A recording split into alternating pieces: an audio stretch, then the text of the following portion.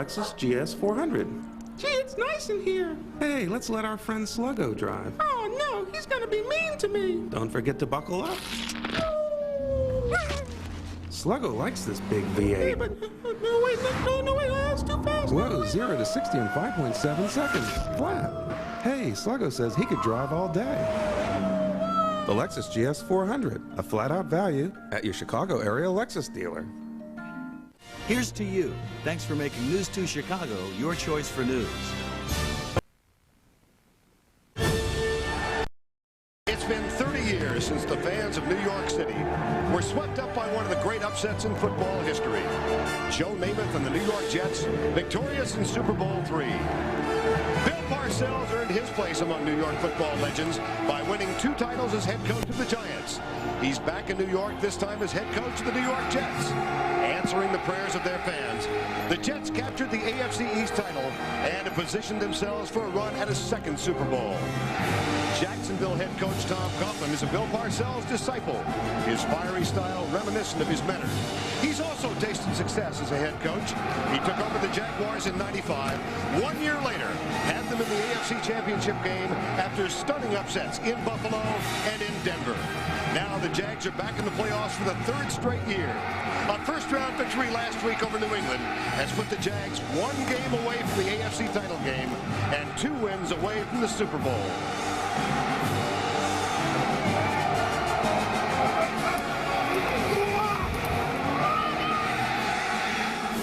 It's been 12 years since the Jets have hosted a playoff game. Today, a time this team and its fans have thirsted for. It's a battle for the final spot in the AFC Championship game as Jacksonville travels into frenzied Jet territory.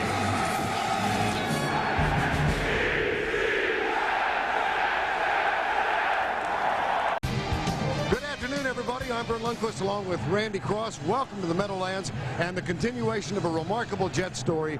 1-15 2 years ago, division champions for the first time since the merger this year.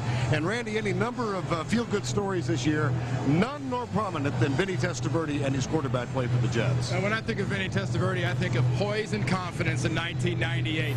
The Jaguars' goal of the day on Vinny Testaverde, they got to blitz him and try to shake that confidence. For the Jets defense, if you had to say one guy embodies the whole thing that the Jets are about on defense, it's Brian Cox. The entire team has to reflect his personality.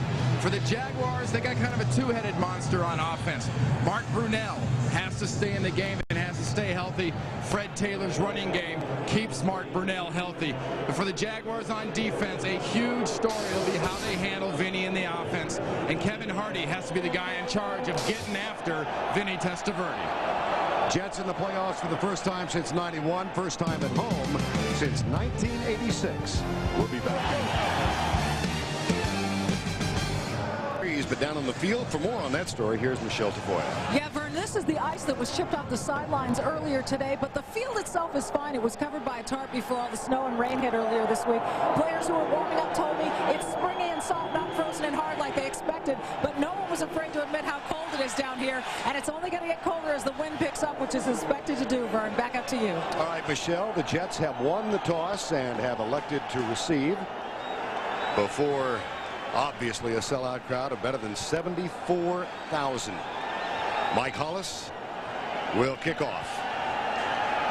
And the deep men for the New York Jets, Kevin Williams, number 23, and Dave Meggett, picked up by Bill Parcells as a free agent in mid-December when Leon Johnson went down. He is a Parcells favorite. And this is the time of year, these are the reasons you sign a Dave Meggett late. Here's the Hollis kick. Will be taken by Meggett at the 9-yard line. Spills, he gets to the 29-yard line. Vinny Testaverde, 12-1 as the start of this year, but for all his years in the NFL, this will be only his 3rd playoff start. He was 1-1 as a starter for Cleveland in '94. Up front, remarkable play by an offensive line that has started every game this year. Elliott, Berger, Mawai, O'Dwyer, and Fabini. Curtis Martin, more than 1,200 yards. Byers back from an inactivity. Corbett and Keyshawn Johnson both with over 1,000 yards receiving. Officially, the ball spotted at the 30, first down and 10. That's Byers in motion. And Testaverde will throw on first down, lobs it out to Martin. He's got two blockers in front. Breaks across the 40 and surges out to the 46-yard line. Bryce Pop makes the tackle. A gain of 17 and a first down for the Jets. Jacksonville's defense, and it has been a problem this season. Smengi, Yurkovich, Pritchett, and Curry up front for Tony Brackett. Pop, Schwartz, and Hardy, the linebackers. And in the secondary, you've got Beasley, Hudson, Darius, and Dave Thomas at 6'3". He goes up against Keyshawn Johnson much of the afternoon. First down from the 47. Play fake. Testaverde comes right. He's got Keyshawn Johnson across the 50 to the 48. And Aaron Beasley is there to make the tackle. I really like that first call, that little screen play, because that set up some blocking down the field and some physical football, specifically by Kevin Mawai, the center. But then you follow it up with a little short one to Keyshawn, and you got something going on out here on the outside.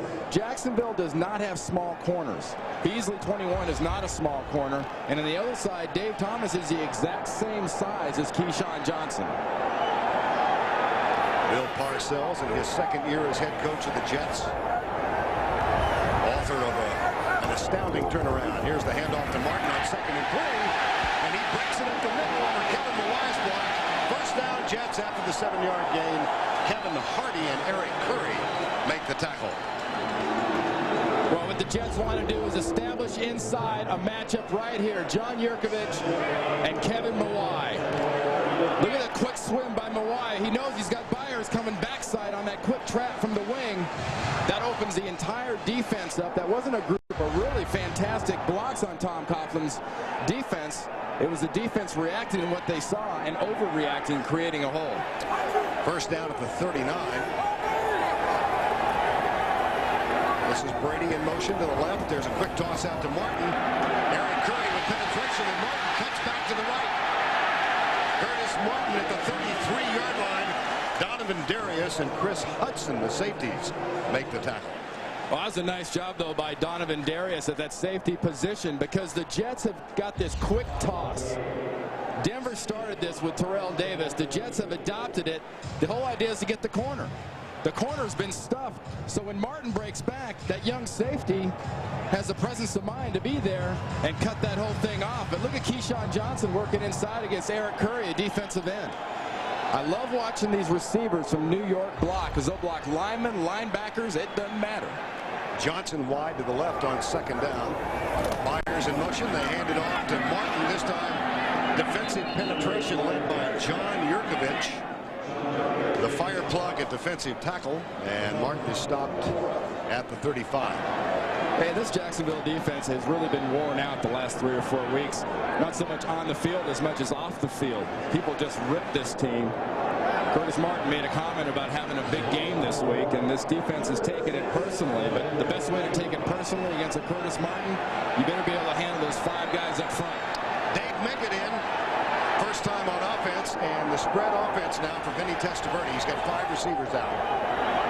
Johnson in the slot to the left on 3rd down. Here comes the blitz. Beasley coming in the blitz, and Meggett with the catch. Played, of course, for Parcells out of Towson State with the Giants. A 5th-round draft pick.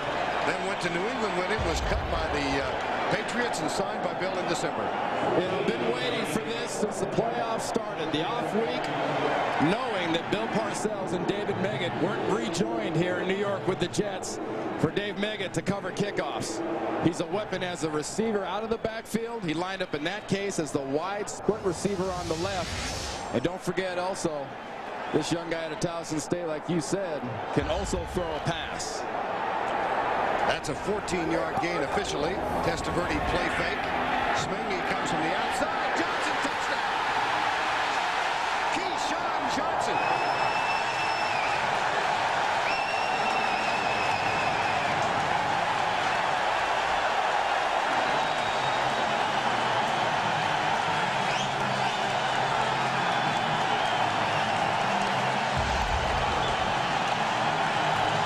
The Jets have motion. The Jets are a little spread out with Keyshawn. Vinny reads the defense. And look what Keyshawn Johnson has done all alone. Every game there's a defensive back that seems to have a kick me sign on him.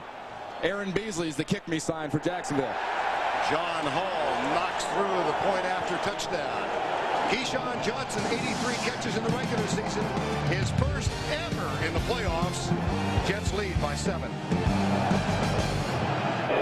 There's not much space here between Keyshawn and Aaron Beasley. Watch that space grow.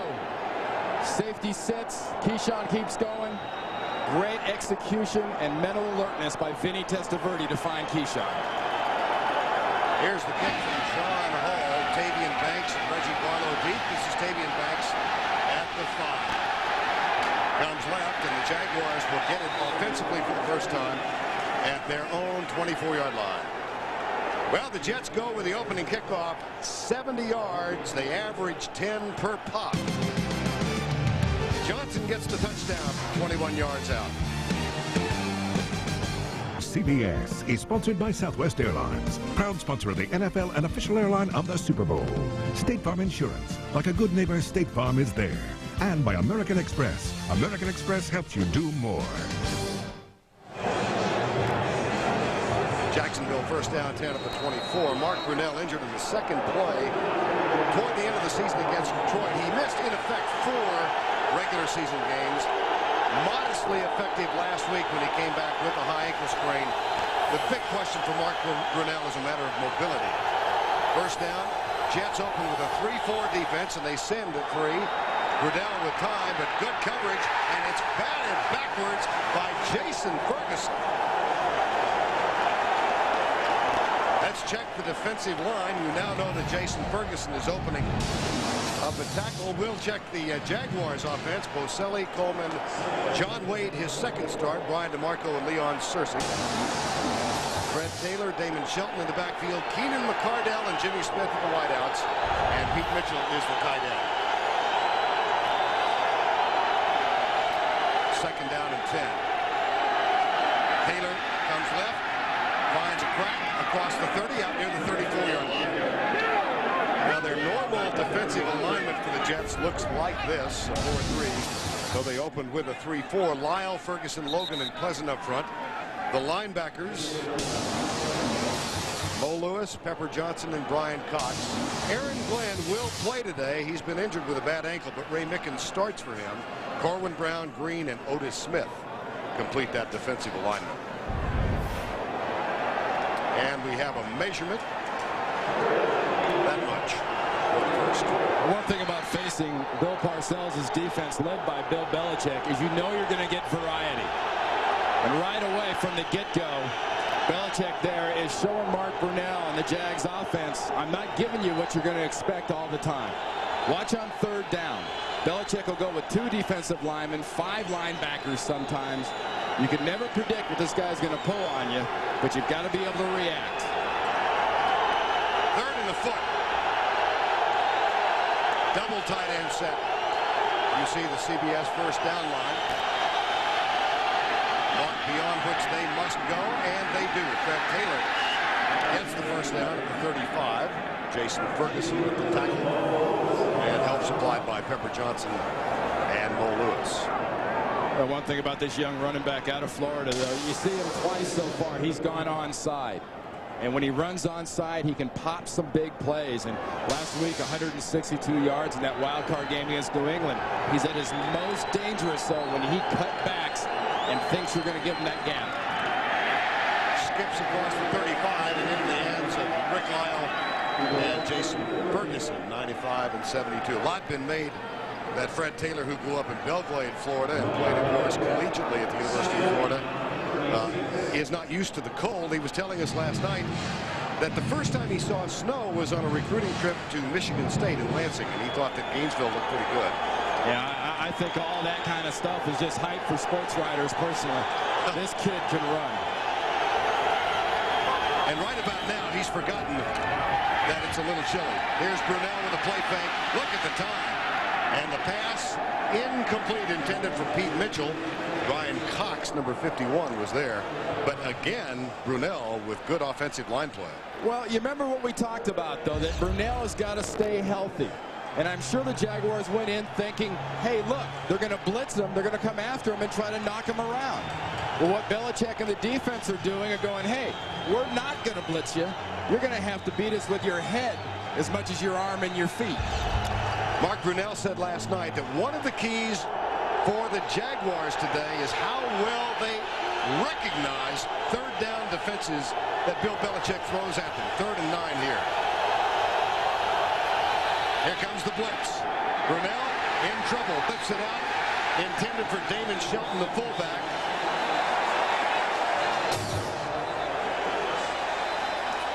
And there's a flag. Prior to the snap, delay of the game, offense. Prior to the snap, delay of the game, offense. 5 yards. That is a big break for the Jacksonville Jaguars, because Tom Coughlin's offense now has seen one of Bill Belichick's blitz packages.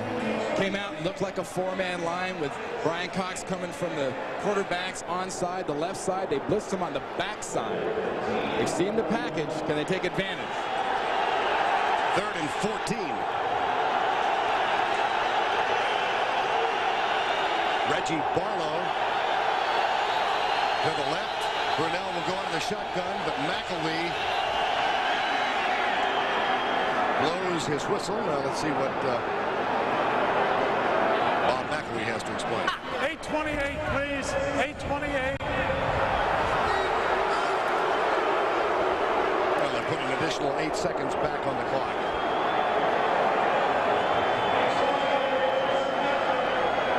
This is a Jacksonville team that comes in as division champions, first time in their 4-year history. Tom Coughlin, of course, has been the coach all 4 years.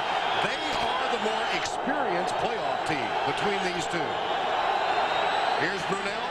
Here comes the rush. Cascadden is coming, and the pass is into the general vicinity of the Jacksonville bench. Anthony Pleasant put the pressure on, and look at Brunell limping as he gets up. Well, when you hit Brunell, it's got to be inside out. When I say inside out, cause a confusion between the guards and the center. Look at the game inside. Pleasant goes outside.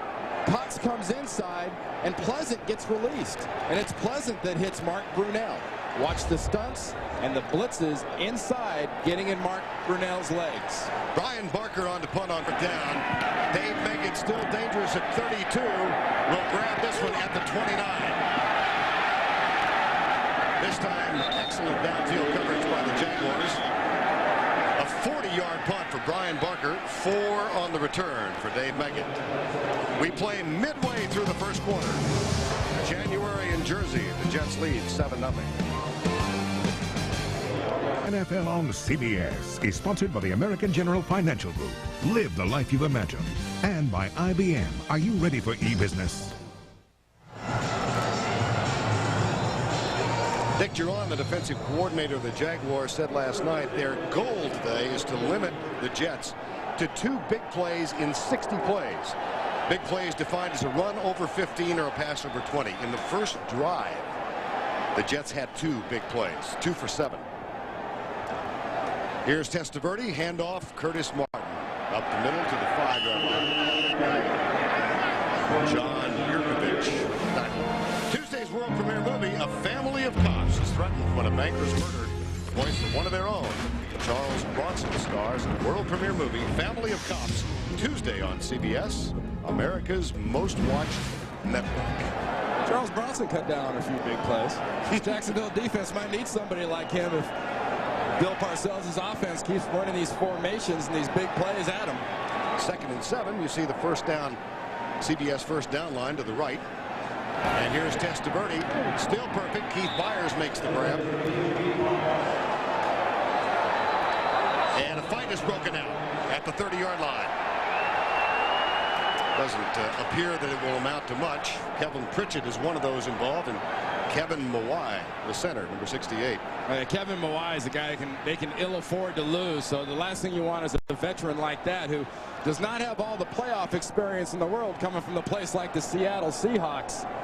In this high pressure, really emotionally focused type situations as the playoffs can be.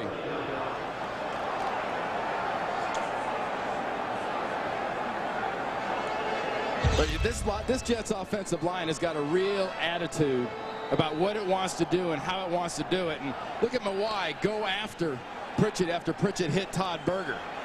This is a line that doesn't get a lot of credit, but they're a lot of the reason Vinny's played so well. 3rd and 4, and the spread offense now for the Jets. 4-man rush for Jacksonville, popped across the middle, and there is something rare. Wayne Corbett drops a pass. I'll tell you something else about that, though, is the fact that Jacksonville defense did a nice job. Watch Corbett just try to come right behind the line. But the Jacksonville defense is right there to stop him. Hudson, the safety, filling up real quick like that. That's what Dick Duran's defense needs to do against the Jets. Don't give them room to breathe. John Kidd, the 3rd Jet putter this season, will send it deep to Reggie Barlow, who led the AFC with a 13-yard per return average. This, not a good punt, but it makes a nice bounce straight up in the air and is picked up by Kevin Devine, and he pays the price back on the 15-yard line. That is a mental mistake by Kevin Devine. He had no business being near that ball. Bad news is, Kevin, you got to go talk to Tom Coughlin now.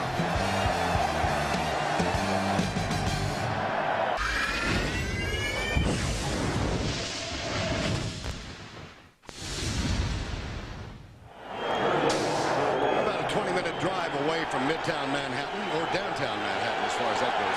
That's a 20-minute drive with no traffic, by the way. And a first down after the -10 on the return for Kevin Devine. Here's Taylor coming left. Up across the 20 to the 23-yard line. Anthony Pleasant, number 98, made the tackle. I think one thing that surprises defenses about him, about the running back Taylor, is his leg strength. He's 230 pounds. But when you look at his thighs and his calves, he almost looks like Natron Means, who used to run for this Jaguars offense and is now down in San Diego. A lot of power out of those legs, but also about 4.40. 4 for 16 in the early going. 1,200 yards in his first season with the Jaguars. 4-man rush for the Jets. Brunell across the middle. Caught by Tavian Banks, number 22. Tackle made by Chad Cascat, number 53. Well, Chris Palmer, the defensive coordinator for the Jaguars, gives the Jets a little different look, putting the young running back out there at wide receiver and dragged him underneath Jimmy Smith. Damon Jones, an extra tight end, is split way out to the right side on first down and 10. Brunell changing at the line. Here comes the blitz. Taylor tries to cut back, runs into Anthony Pleasant, number 98. Randy was talking about the thighs that Taylor has. And one thing he does with those thighs so well, Vern, is he loves to cut back. He's looking back here. This play wants to go here. Watch how well Mo Lewis and the backside of this defense protect the cutback. Anthony Pleasant's right there, and Mo Lewis had the cutback gone. 2nd and 9, deep right side. Ray Mickens is back defending, and he has excellent coverage on the speedster, number 86, Elvis Whitted.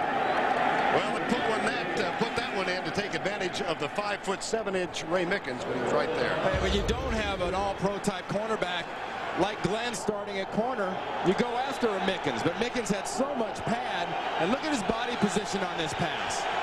Perfect body position. That's defensive corner work on a long ball. 3rd and 9. Jaguars trail by 7. Need to get to the 41.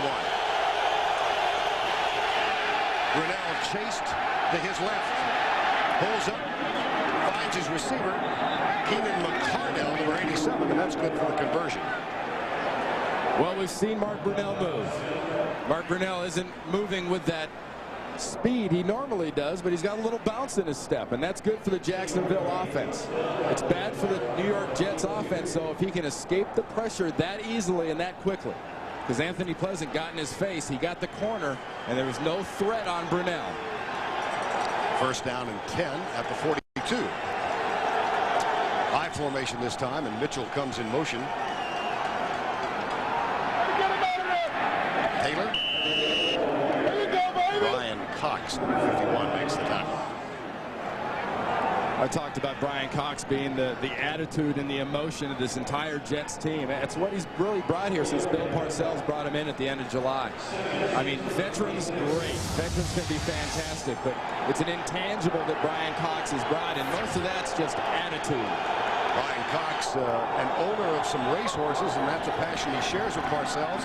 That's where they began a relationship that led to Cox coming here. Here's the handoff, and Anthony Pleasant makes the tackle on Fred Taylor. Well, Tony Baselli, the all-pro left tackle's working against Anthony Pleasant, and so far Anthony Pleasant is keeping those pads low. He's stuffing the big guy. Look at that play. We have seen some real nice fundamental football from Jet defenders so far. People talk about how well coached they are. You've seen a couple of real nice examples of how well coached this Jet defense is. 3rd and 6, and the shotgun employed. Brunell retreats, drills it, has a man open. It's McCardell across the 50 for the first time. A 10-yard gain. Keenan McCardell, first down, Jaguars. And in on that tackle on that play was Aaron Glenn, normally the starter at left cornerback. And watch the matchup between McCardell and how he finds a spot for his quarterback. There's the spot, he finds it, and Brunell finds him. They're going to look at Glenn, and they're going to go after Mickens, guaranteed. But a little pass blocking. Think Baselli's strong at all? There's a little of that attitude, too, out of Brian Cox. He was fined twice before this year, though, for swinging at people. Whitted's back in. Here's the reverse to Elvis. No, it's a fake reverse, and the pass incomplete as Bobby Hamilton got a hand up, and Mo Lewis was also there. They fake to the speedster, Whitted, and then Brunell lets it go. Defensive technique, coaching, and responsibility. Watch Hamilton, 92, come in, get up the field, then Mo Lewis gets right in Brunell's face and maintains the onside contain. That's another good sign of very, very good coaching and execution by the defense. 2nd and 10, 7-0 on a Keyshawn Johnson 21-yard touchdown catch. Taylor skips at the line, gets to the 43-yard line.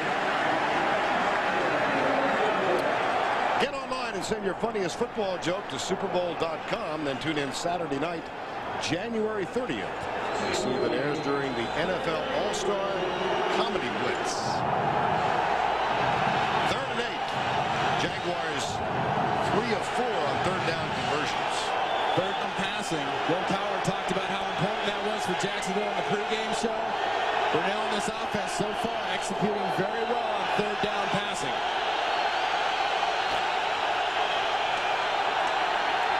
With time, batted back again, Brian Cox. Got his hand on the ball. Well, part of that attitude when you're working against a big horse like Tony Baselli is knowing when the battle might be a little bit over, but still having the presence of mind to get the hands up to block a pass, because guarantee you one thing, Tony Baselli is going to try to maul you physically. Barker on for the 2nd punt, make it back to return it nice and high. And a fair catch called at the 6, perhaps the 7-yard line. We'll see where they spot it. Barker brings rain on a sunny day. Time call. 'Tis a chilly day in January, but almost no wind. Beautiful shots from up on top. Today's aerial coverage provided by Southwest Airlines. Curtis Martin with his heels almost on the goal line, and Bill Parcells has gone with a 3 wide receiver set on 1st down and 10. Martin near the 10-yard line.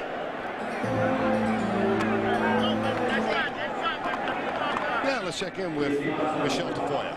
Well, guys, because of a heart condition, Vinny Testaverde's dad, Alfred, can't watch the games in person or on TV. I called him this morning to find out how he'd be passing the time. He said he'd probably go to his daughter Elaine's to do some work in the basement. He said he knew she'd be watching the game, but all the carpentry work he'd be doing would drown out the noise. And he said, no matter what I do, it's a long 3 hours, Vern. I can imagine. Well, if somehow word gets to him, they can say his son's doing quite well. 2nd and 8. Here's Martin with a toss. Cuts it Back to the right. Gets a couple of yards. Joel Smember, 99, with the tackle. What a nice job, too, by Eric Curry there, Vern. They gave him a little different type of formation, and Eric Curry blew right up the field outside of Jumbo Elliott and set up a nice situation where Curtis Martin had to cut back. So far, Dick Geron's doing an excellent job of game planning since that first drive.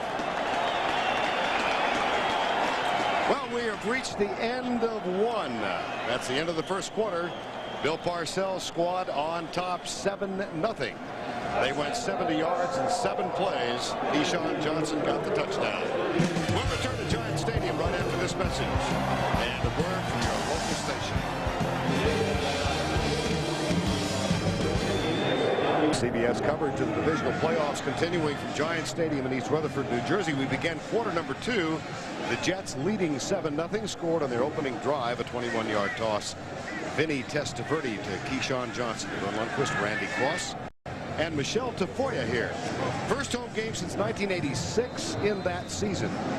The Jets defeated Kansas City in the first-round game, then went out to Cleveland and lost in double overtime. They were back in the playoffs in 91, but lost a wild-card game in Houston, 17-10. Leading here, but looking at a 3rd and 6.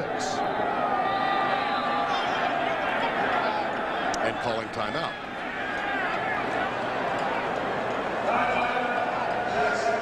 Time was actually called by Jacksonville.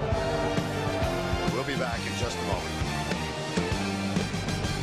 For this, coming out of a quarter break, 1, 2, 3, 4, 5, 6, 7, 8, 9, 10. 10 players on the field after a quarter break. So that's why that look on Tom Coughlin's face was a little bit more than quizzical when we went to that commercial. He wanted to know who was it and why. Yeah, quizzical evolved into anger. 3rd and 6. Testaverde, play fake. Little pressure. Pressure coming from behind. And they get the catch to Corbett out to the 21-yard line. There is nobody better in the league than creating and finding dead spots in defenses and giving his quarterbacks something to hit than Wayne Corbett. Between the combination of Wayne Corbett and Keyshawn Johnson, these guys catching first down balls are unrivaled in the NFL. Because Vinny Testaverde is getting pressure onside first, and he doesn't know it, but it's coming from Curry on the backside. And look at Corbett. He finds the spot, turns his body, gives Vinny a target. Dedrick Warren in the lineup, wide to the left. Here's Curtis Martin bursting over right guard, out across the 20 to the 28-yard line. Kevin Hardy, number 51, made the tackle. That's something you haven't seen too much out of Curtis Martin this year. You know, he had 1,200 and some odd yards, averaged 3.5 yards to carry. But this guy has not run very often with just kind of a wild, crazy abandon. And you saw him just attack the line of scrimmage there. 4th consecutive season in which he has surpassed 1,000 yards. The first 3, of course, in New England. 2nd down. Here's Testaverde. Lobs it. Eddie Mason, number 53, in defensively, and now a flag is dropped.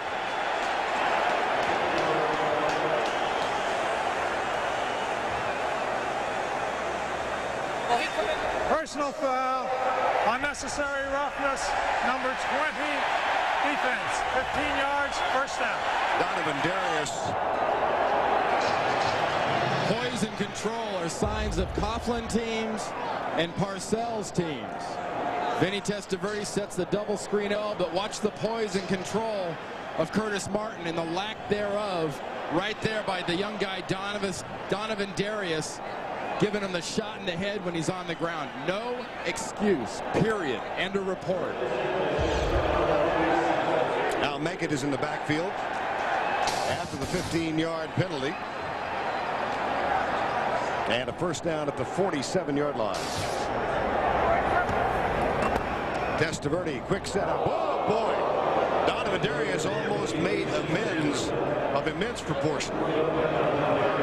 When you're playing a team that physically is better than you, and the Jets are better than Jacksonville, you can't make the dumb mistakes. And when you get opportunities like that, you've got to take advantage of it. In the playoff situation, when you get a chance to get a hand on a ball, you got to find a way. And Donovan Darius wasn't complete, and he knocked it down. But what a great way to make up for a dumb mistake and make a nice catch. Only the second incompletion for Testaverde. He's 7 of 9, second and 10. 7-0 Jets. Corbett in motion.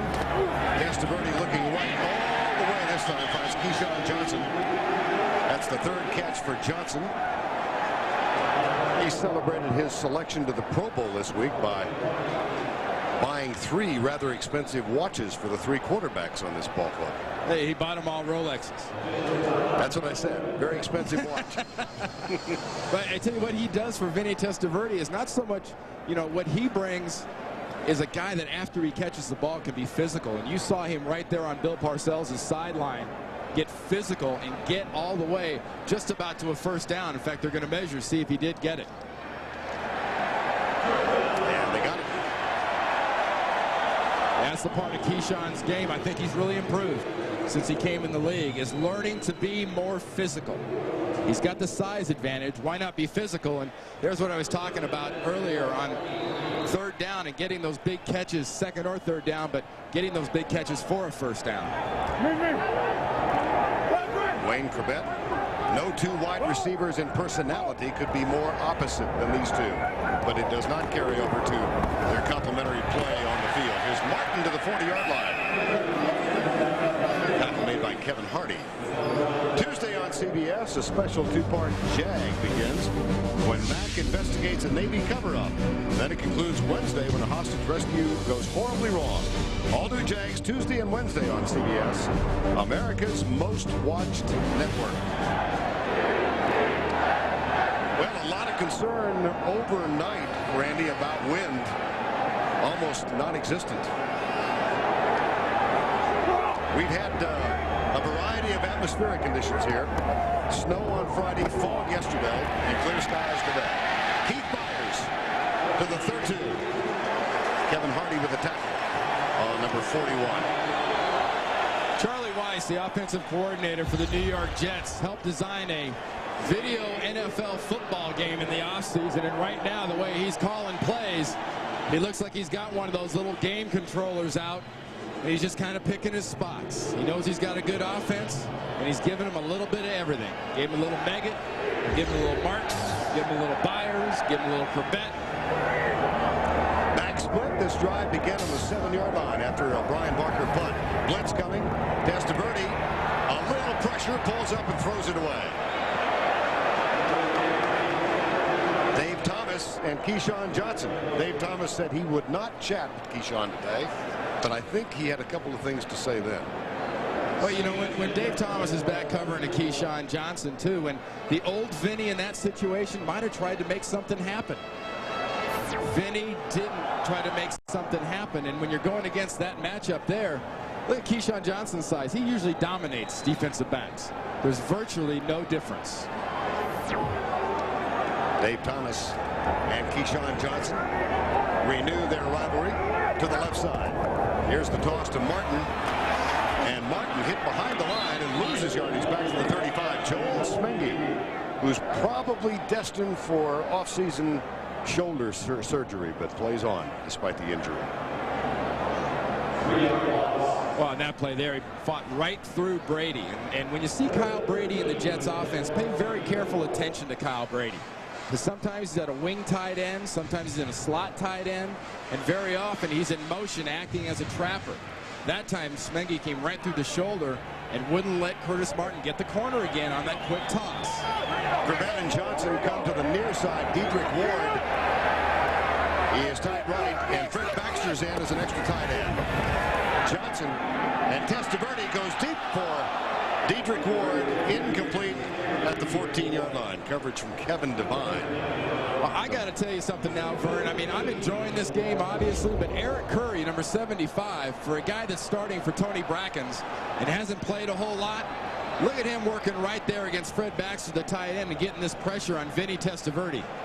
We've seen this guy, former Tampa Bay Buccaneer first-round draft choice, really coming on and has brought a serious dose of football to the Jets offense.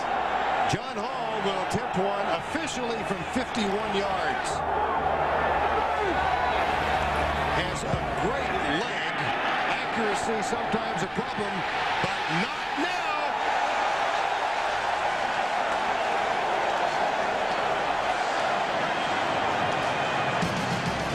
What win?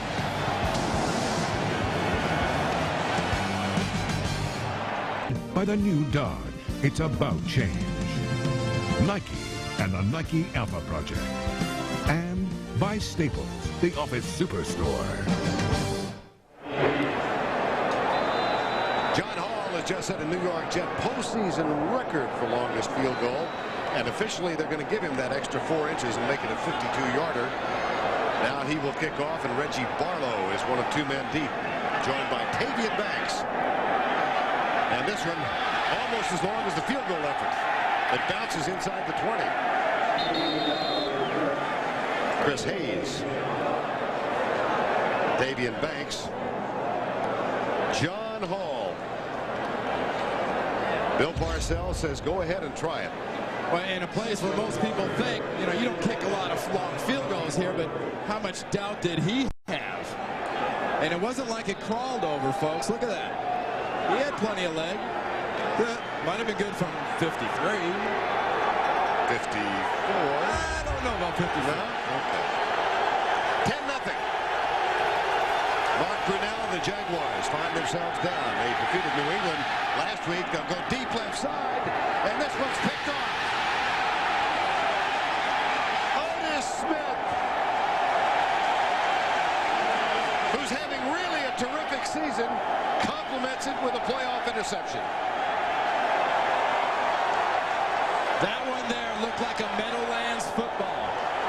Phil Simms, who played a lot of years here, talks about how when you're moving in this direction, throwing towards that corner of the field, the wind has a tendency to make the ball hang up and move, and that's exactly what happened. Otis Smith had good body position on Jimmy Smith.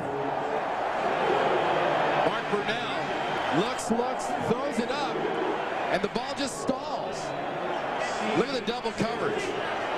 That ball had no business being there. They're taking their shot against Otis Smith with Otis Smith with Jimmy Smith, but he made him pay.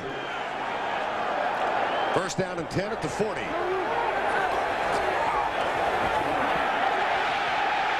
Curtis Martin across the 50 to the 45-yard line.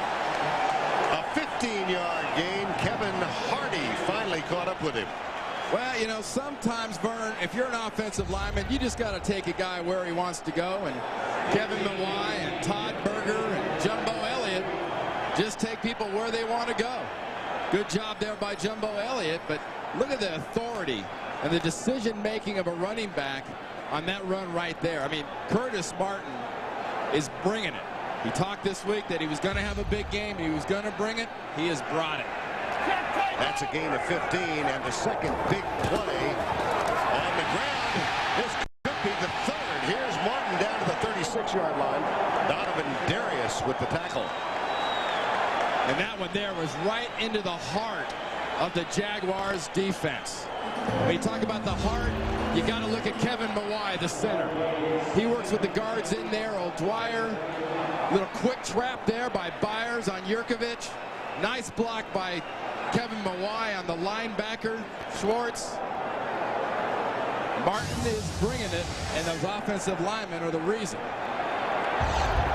Curtis Martin, following the block of Kevin Mawai, now has 50 yards, halfway to his stated goal of 100. Here's the play fake from Testaverde. Drills it. Caught. No. Drop. Baxter, who has caught only 3 this season, had that one right in his mitts. Bill Parcells talked about this version of Vinny Testaverde doesn't try to force the long passes down the field, and when he moves, he doesn't try to force the ball. He usually just runs. Well, this is designed for a pass. This is designed for Baxter to drag back behind. Vinny put it where it was supposed to be. You can't do it all, Vinny. You need a little help. 3rd and 1. Double tight end set. Baxter lined up tight to the left. Curtis Martin with a deep set has room. And a first down for the Jets at the 31-yard line. 5 more for Curtis Martin. They're really Schwartz, excuse me, Randy. Oh, Vern, they're taking advantage right now. The Jacksonville defense running the ball behind Jumbo, Berger, and Kevin Mawai, because they're just pulverizing the inside of that defense and folding the defense down, enabling Curtis Martin to make those cuts. Watch the defense just fold down to the left, sets up the cut back to the left. Dick Duran, the coordinator for the Jaguars, better start stunting. They're going to eat him alive. 1st and 10. Martin again. To the 30-yard line. Kevin Hardy with the tackle, number 51. Well, let's take a look at the CBS Sportsline question of the week. What was the most exciting regular season game this year? We'll give you 4 choices. A, B, C, or D. Log on to vote at cbssportsline.com and on America Online at keyword CBS Sportsline. There's Dick Duran, the defensive coordinator of the Jacksonville Jaguars, who really has to be challenged right now with the attack that Bill Parcells' offense and the different looks they're given. Corbett starts in motion. Testaverde goes right for Keyshawn Johnson. And he moves into the 25-yard line. Well, Vinny Testaverde, of course, released last year by Ted Marchibroda and the Baltimore Colts. They decided, Baltimore Colts, listen to me, the Baltimore Ravens. I'm going back to the days of the Super Bowl III, and what a turnaround it's been for him. It really has been, because these numbers as a Jet, I mean, how can you ask for a quarterback to be a better decision maker and a more positive force? And talk about a guy that's in the perfect situation. He's around his family year-round. I've never seen Vinny, and I've been around him most of his career. I've never seen Vinny this comfortable and confident. 3rd and 2. They toss it to Martin. He spins, and he's got the first down. Inside the 20 and down to the 18. Chris Hudson finally got there, but much too late.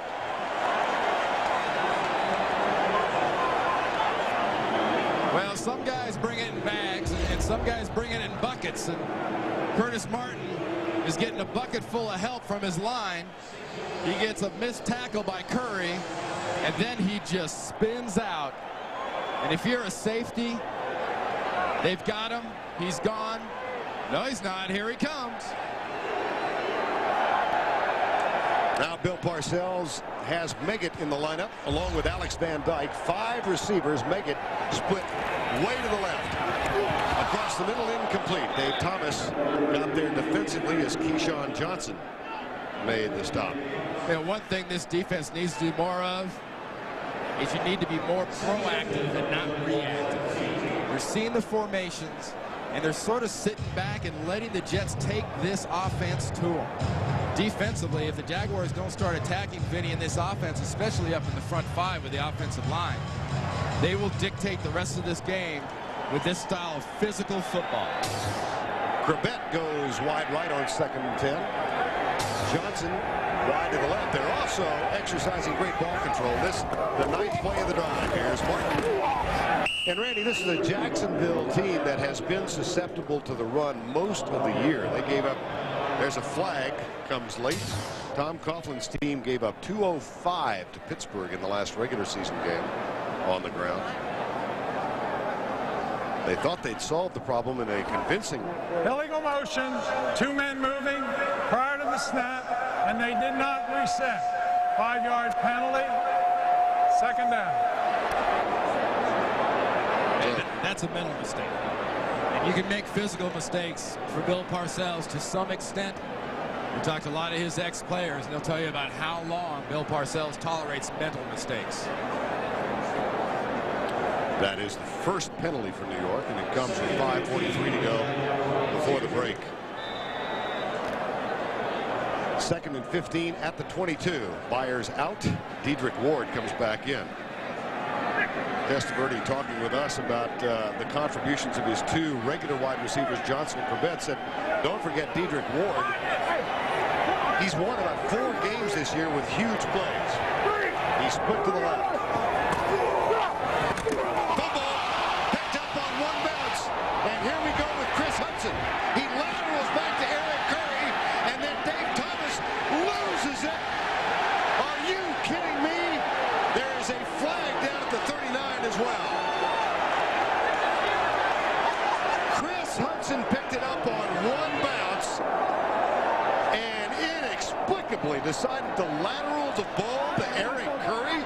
One of the cardinal sins you can make as a defender is when you make something good happen, the last thing you want to do is try to make something better happen, and it ends up being negative. And Tom Coughlin's football team has showed a little lack of poise in this half. 10 guys on the field, a late hit by Darius, and that is another mental lapse by Hudson. There's no excuse for that. You just do not do that at the end of a big play. Now we'll have a conversation led by Bob McElwee.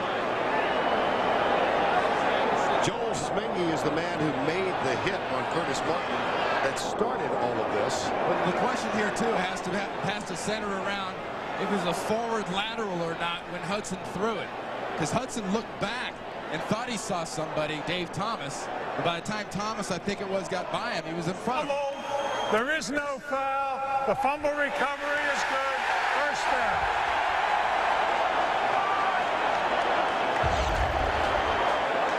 I mean, one three-letter word. Wow. Curtis Martin, there's the negative for the Jets. There's the positive for the Jaguars. Keep it a positive. No, don't. He's going to do it again. And by the time he flips it, it ends up being a forward lateral. Thomas and Curry are in there. And that is lack of poise and lack of control. And Coughlin, like Parcells, does not tolerate mental lapses. Get the idea sometimes that there are a few too many highlight shows late at night and too many young players want to make their presence known on those highlight shows. Chris Hudson, in his 4th year from Colorado, had given his team a heck of a jump start and then negates it with the decision to lateral. Here's Byers in motion. Martin. Another 8 and maybe 9. Make it officially a 9-yard gain. Well, Charlie Weiss upstairs says, hey, if you liked him on that last preempted drive right in your face, you're going to love him this time, because my offensive line is going to create a hole. Todd Berger is going to drive Yurkovich to the ground. Martin hurdles him, gets hit, and doesn't stop. When a guy gets in the air and gets hit 99.9% of the time, he immediately goes to the ground. Curtis Martin is running possessed. Already 72 yards on 16 carries. They'll give it to him again. Bryce Popp makes the tackle and appears to be short of the first down. Now, that was a little proactive defense. That wasn't waiting and reacting. Bryce Popp came in there and did a little proactive all over the chest of Curtis Martin on that run. And that's the kind of play, the kind of fire this defense needs to get back.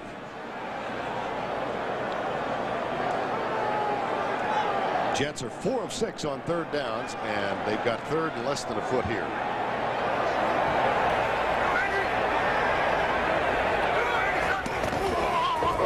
Martin, first down, New York. Out near the 50 at the 48, Donovan Darius makes the tackle. Well, either Jacksonville or the Jets will head out to the Rocky Mountains. The AFC Championship game next Sunday, 4 o'clock. The Denver Broncos, who looked just a little convincing yesterday in destroying Miami, will be at home again. Of course, it was 2 years ago that Jacksonville went out there and defeated the Broncos 30-27. And it will all begin with our coverage of the NFL today. The guys are going on site to Mile High next week. Hey, Mike Shanahan's football team sent a message to the NFL, the heck with the AFC. Those losses, those lapses. First and 10, Testaverde comes left, finds Corbett, who leans out and gets the first down at the 41. Dave Thomas makes the tackle, but a gain of 11. You know, it's wide receivers like Keyshawn with his power and Wayne Corbett with his effort that spoil football fans and football coaches. Because not all receivers have Keyshawn's power, and not all receivers have Corbett's effort. That is a guy thinking the whole time he's on the football field. Right to the time he's being tackled, right to the time he goes to the ground, he's using his head. He did not make the Pro Bowl roster this year. Many thought he should have, but he will go as a guest of Testaverde. Here's Vinny Testaverde for Johnson, tipped away. Nice play by Aaron Beasley, number 21, who got his right hand up. Hey, you got to say Chris Hudson, too, is dragging across in coverage on Keyshawn Johnson. Because Keyshawn's going to come inside. Dave Thomas is going to try to stay with him, but it's a zone defense. They let him run, and look at Hudson pick him up. That is good defense, finished off by Beasley. Watch Beasley coming from the left side of your screen with that right hand. Johnson breaks the huddle, goes wide to the right. Curtis Martin as Crevette goes in motion. Vinny Testaverde goes right. Keyshawn Johnson makes the grab in front of Kevin Devine, number 26. Yeah, that was a pass there. A veteran cornerback might have jumped on that. Vinny let that thing hang out there an awful long time. Devine was thinking tackle, not interception. We have reached the 2-minute warning at the Meadowlands in New Jersey. Jets up by 10.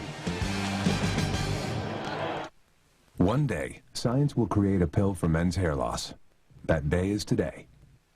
Propecia, the first pill for men with certain types of hair loss. In clinical studies, the vast majority of men, 83%, maintained their hair count, and most, 66%, regrew some hair.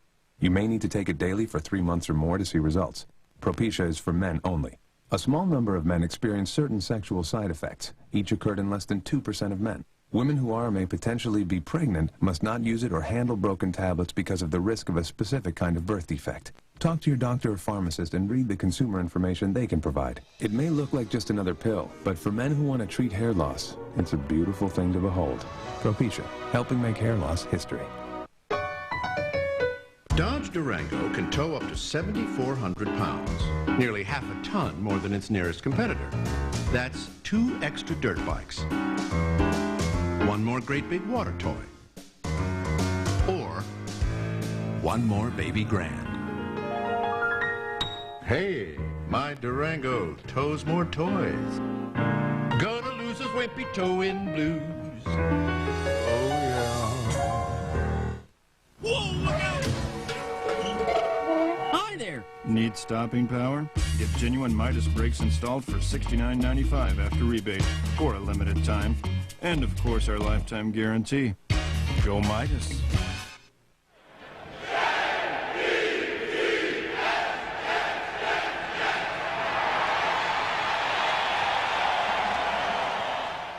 The home of the NCAA Basketball Championship, CBS Sports.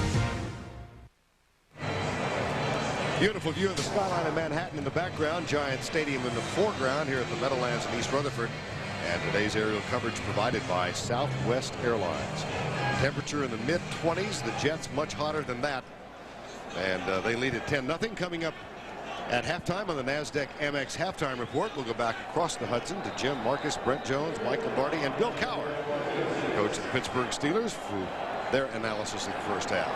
Jacksonville has to limit the Jets here. They can't let them score because Vinny and these Jets have dominated the first half. That's domination right there. More than double the number of plays, more than double the time of possession.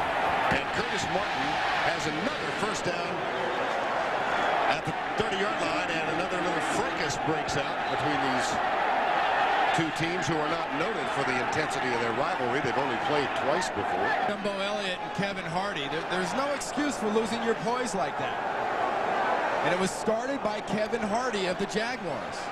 Keep your poise. Your football team is killing itself, losing your composure.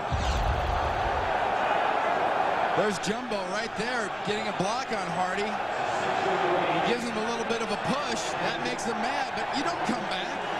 You do not do that. Not smart football when you're physically being dominated and you're cooperating by being the other guy's 12th man by making dumb mistakes.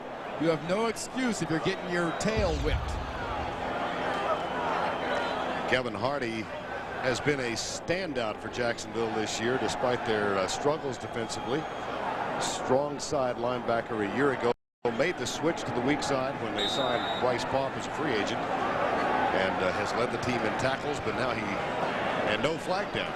Well, the time for that macho and that fire is after the snap and before the whistle. Interesting no call. 1st and 10. Testaverde goes deep right side. Johnson Mayer hangs on as Donovan Darius makes contact, but the 6th grab for Keyshawn Johnson. Nice possession by Keyshawn. Good job by holding on to the ball. But look at the rope that Vinny Testaverde puts this thing out on. The young cornerback takes the bite. Donovan gets the hit. But Vinny lays it in the perfect spot between the corner and the safety. And kudos to Keyshawn for holding on to that one. That was Kevin Devine who lost his balance, shall we say? And Keyshawn had possession the whole way until he hit the ground. 6 for 67 for Keyshawn. Here's Testaverde.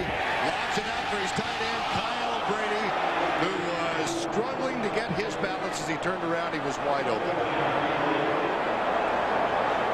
More pushing and shoving up front with Jose White and Matt O'Dwyer. The Jets are intimidating physically and mentally this defense right now. But Kyle Brady, Vinny kind of spins it in a bad spot, and Brady just can't physically adjust fast enough, or doesn't have quite enough football field to adjust to that pass. Now Parcells will go with a 3 wide receiver set. 2 of them to the left side. Keyshawn Johnson split to the right. 2nd and 10. Draw play. Down to the 10-yard line. Donovan Darius and Brian Schwartz along with Chris Hudson. There, Tom Coughlin, 3 years on the staff with Bill Parcells and the New York Giants, then became the head coach at Boston College. When the Jacksonville job came open, Coughlin called Parcells, and Bill said he told Tom Coughlin, they've got 3 other guys they want to talk to. Why don't you let them talk to those 3 and tell them if they're not happy with them, come back to you and enhance your position. Said Coughlin did that. Reverse. Keyshawn Johnson. He will stroll in.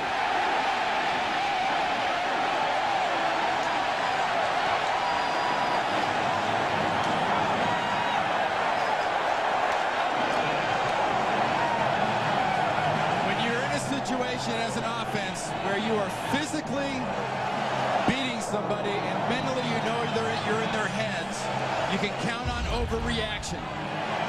The Jaguars defense overreacts to the onside, setting up Keyshawn Johnson, who's got a convoy out in front, just steps across, and despite Dave Thomas's hit, which was in the end zone, it's a touchdown. Keyshawn Johnson ran twice in the regular season. He gets a touchdown on the ground. That's his 2nd TD. He's gone both routes. Hello, welcome to Dodge Durango 101. Today I'll be covering the 5.2 and 5.9 liter Magnum V8 vis-a-vis Durango's superiority in the class structure of domestic compact sport utility vehicles. You're not listening. You're just staring at the Durango, aren't you? Aren't you? Why do I even bother? I don't know. I'm just standing up here like a big doofus. Hi, I'm Doug Flutie, pro football player and father of an autistic child. A lot of people buy Flutie Flakes because a portion of the proceeds go to help autistic children. But there's another way you can help. Dial 1010-220 when you call long distance. You can talk up to 20 minutes for only 99 cents. And every time you use it, a donation will be made to the Doug Flutie Jr. Foundation. So dial 1010-220, talk up to 20 minutes for only 99 cents, and help some great kids at the same time. It's a win-win situation. I wish football was this easy. What makes CBS America's most watched network? We've got TV's funniest comedy. Some people would consider Canoe Ride romantic. Guess you didn't see Deliverance. Outstanding dramas. You asked for an angel. The most talked about news shows. The #1 movie night on television. The best news show ever. And the greatest TV viewer of all time. You. Thanks for making CBS America's most watched network. The NFL on CBS is sponsored by Propecia. Talk to your doctor today. And by 10-10-220. Back at Giants Stadium. And the New York Jets dominating. Check this out. They have run 20 consecutive offensive plays. It's just a mental and physical domination so far, not only by the guys on the field, the guys in the boxes. Charlie Weiss and Bill Belichick are having fabulous first halves, and the Jaguars, in their non-defense, they're helping the Jets an awful lot. 9-play drive, and then it must seem like light years ago that Chris Hudson picked up a Curtis Martin fumble and returned it, only to lateral and lose the ball back. Here's Reggie Barlow. Marcus Coleman comes over, and Chris Hayes, they make the tackle at the 35-yard line. That one return of a fumble, the only time that Jacksonville has touched the ball in the last 20 plays. They wanted freedom. The town wanted order. Hand down. But the harder they try to control them, We do things around here my way. the harder it is to stop them. Let's roll! On January 15th, shake up the system. Sex and football. I raised you to be a winner. Varsity Blues. Thank God I like sex. Rated R. Starts Friday, January 15th in theaters everywhere. Good morning. I'd like to cash in my miles for one ticket to Paris, France. I'm sorry, sir. Your miles have expired. I've been charging on my Visa card for years to earn this trip, and now I'm gonna have to pay for the ticket. It happens. Paris. Visa says you're over your limit. Visa is everywhere you want to be.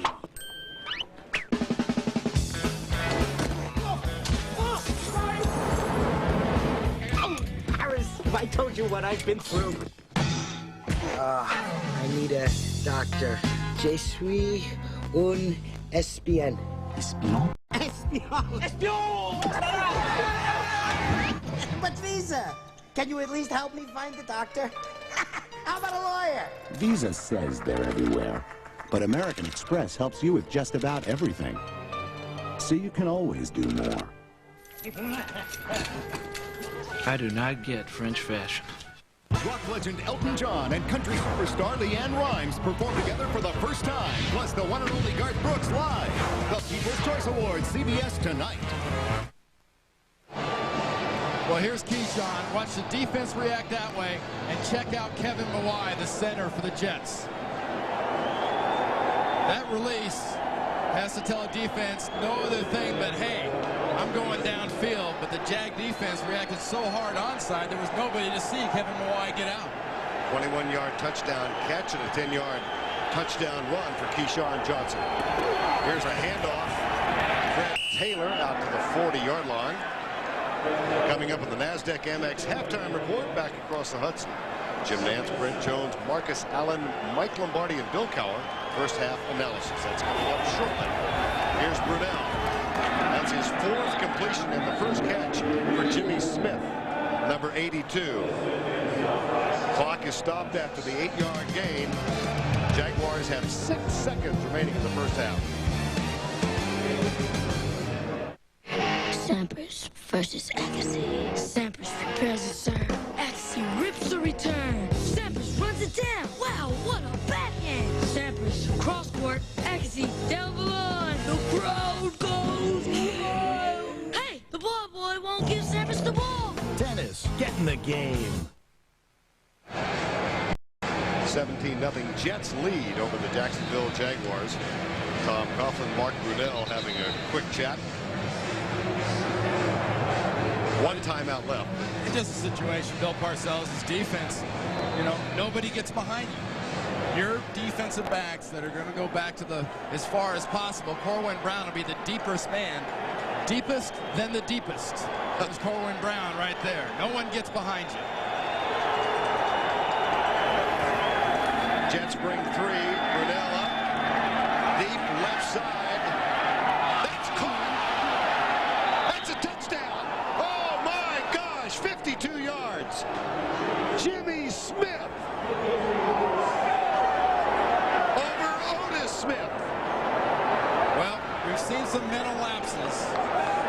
the Jacksonville Jaguars, cost them some points, but Tom Coughlin's offense right there, and their coordinator upstairs, Chris Palmer, everyone's thinking Big Ben. Don't let anybody get, they're going to lob it up there. Jimmy Smith just flat gets it down the sideline. And Mark Brunell, I talked about at the beginning of the game, throwing that deep ball well. That was perfect. Mike Hollis for the extra point.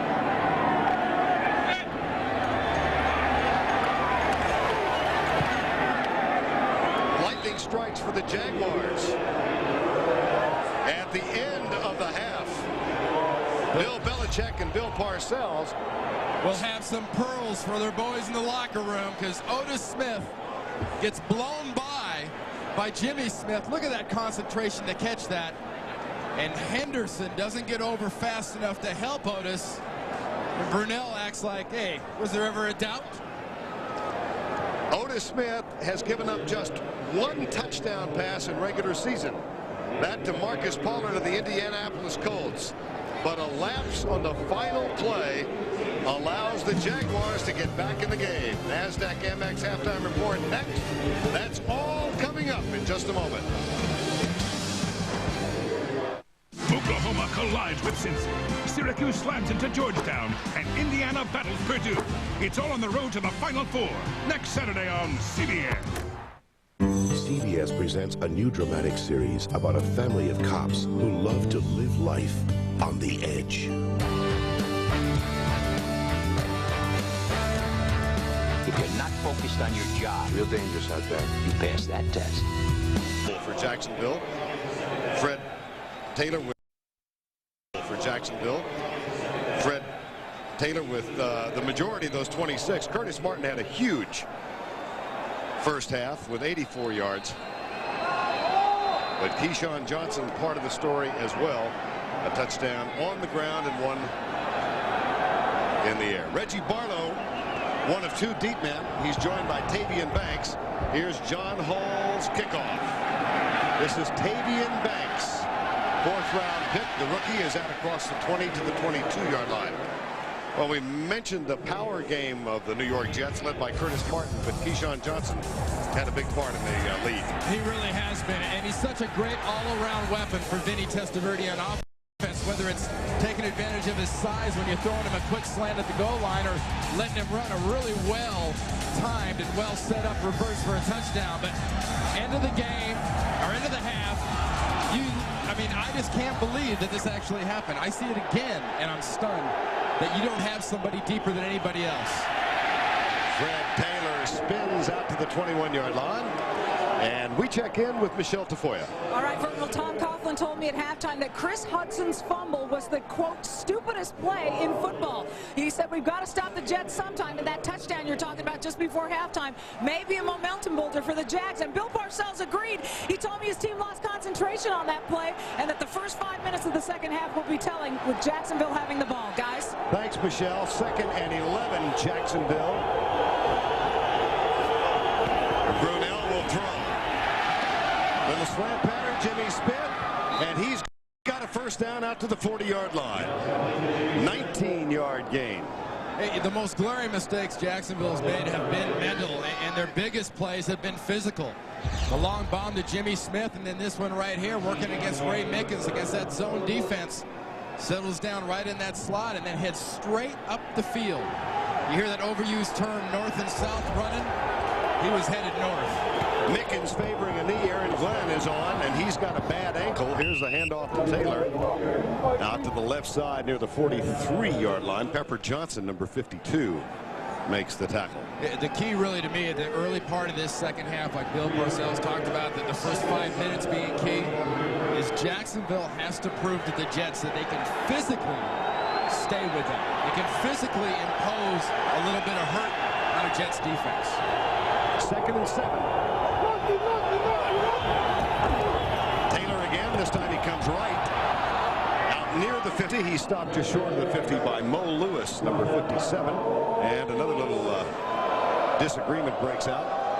Damon Jones and Victor Green. Vern, the officials are being extremely lenient with these guys throwing punches. It's not like it's people grabbing jerseys. We're talking about some full-on hand shots to the face. Victor Green from Akron. Leading tackler the last 2 or 3 years. The numbers of his tackles have gone down this year. Here's your opportunity to prove that you can physically stay with this defense. Split twin receivers to the left side. Brunell with a play fake. Pressure coming from Anthony Pleasant. He goes deep, and it's picked up by Coleman Brown. Brown has an escort.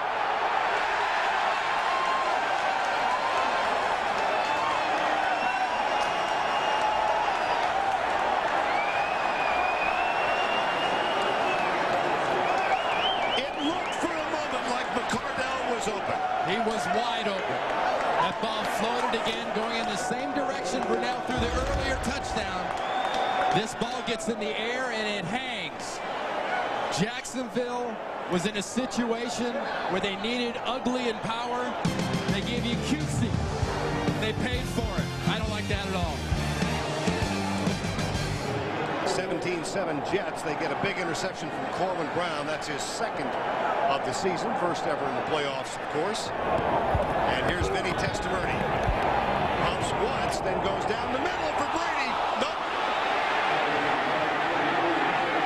Popped by Chris Hudson, number 37.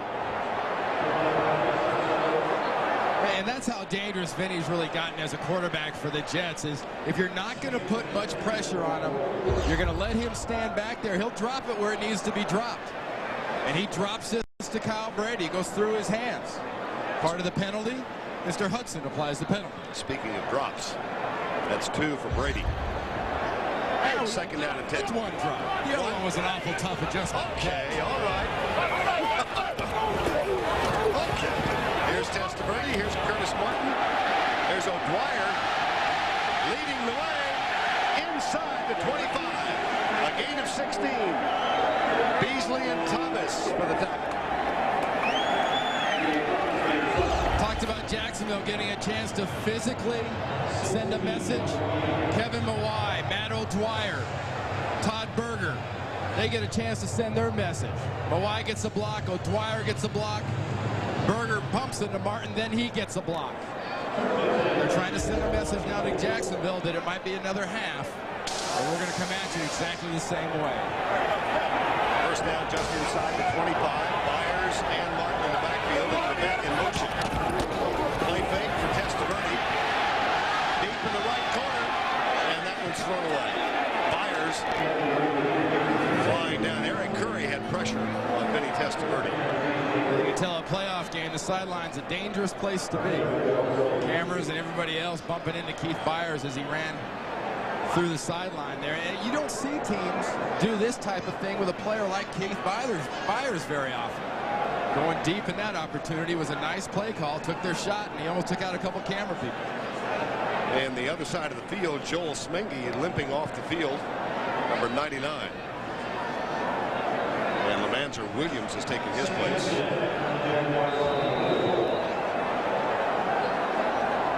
Second and 10.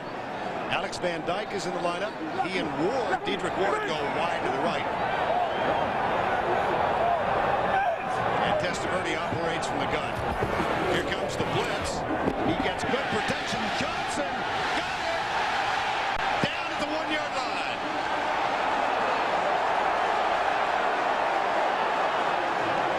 Beautiful pass from Vinny Testaverde. Yeah, this is almost like a New Year's Eve pass. You know, when they pull the string on that big bag of balloons and they drop right out of the sky? Right about now, Vinny's pulling that string, and it's dropping perfectly in to Keyshawn Johnson. Poise and confidence has been Vinny's trademark all year long. Takes a lot of confidence to drop one in like this. Confidence in yourself and confidence in a receiver with a lot of ability. First and goal. Brady leads the way. Play fake. Testaverde flushed out. Run or pass. Run.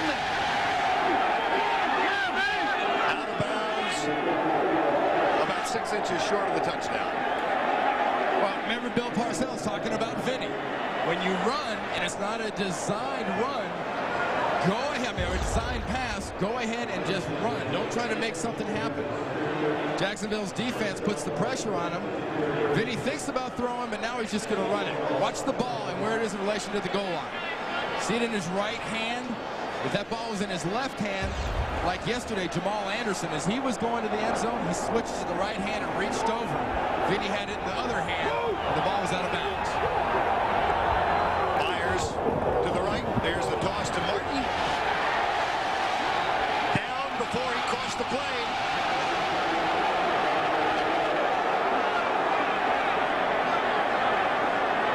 It'll be third down.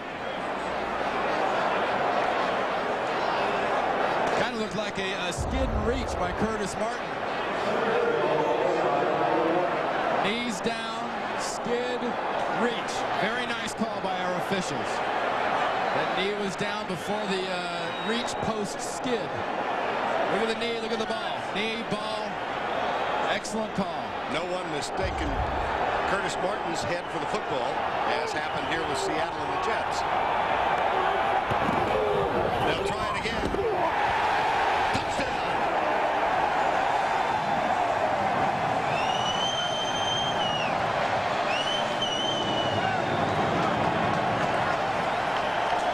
Remember I talked about earlier, Vern, about, getting cued at the wrong time.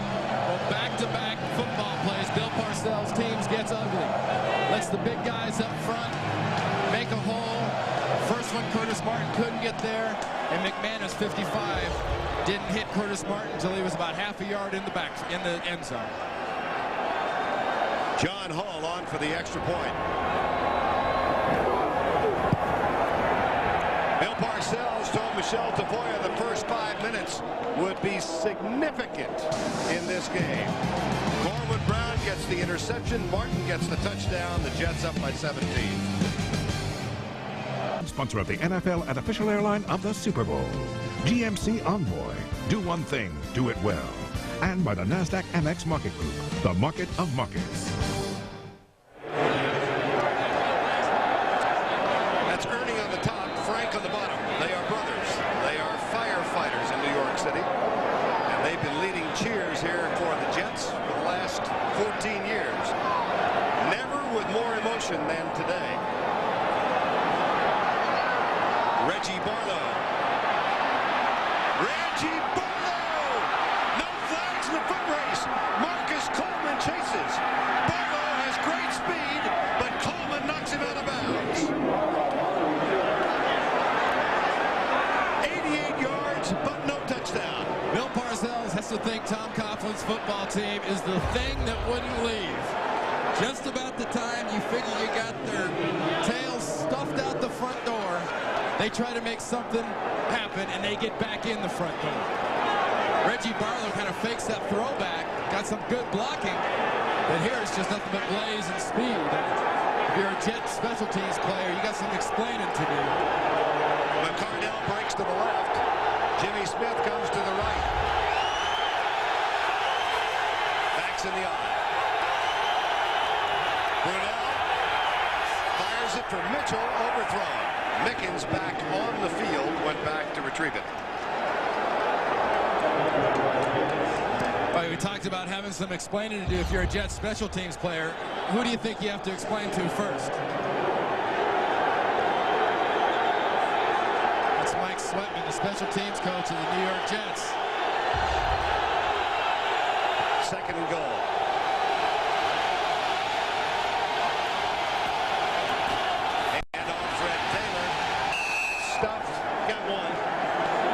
Ferguson, number 72, with the tackle. Remember I said earlier, Vern, about not making a negative out of something that's positive. Right now, the Jets defense has seen a negative. The negative's a long kickoff return. We're trying to make that into a positive right here by playing aggressive defense and keeping Jacksonville out of the end zone. Mitchell and McCardell split to the left. Jimmy Smith to the right. Out of the shotgun, here's Brunell rolling to his left. Good coverage, fires deep in the end zone, tipped by Victor Green, number 21.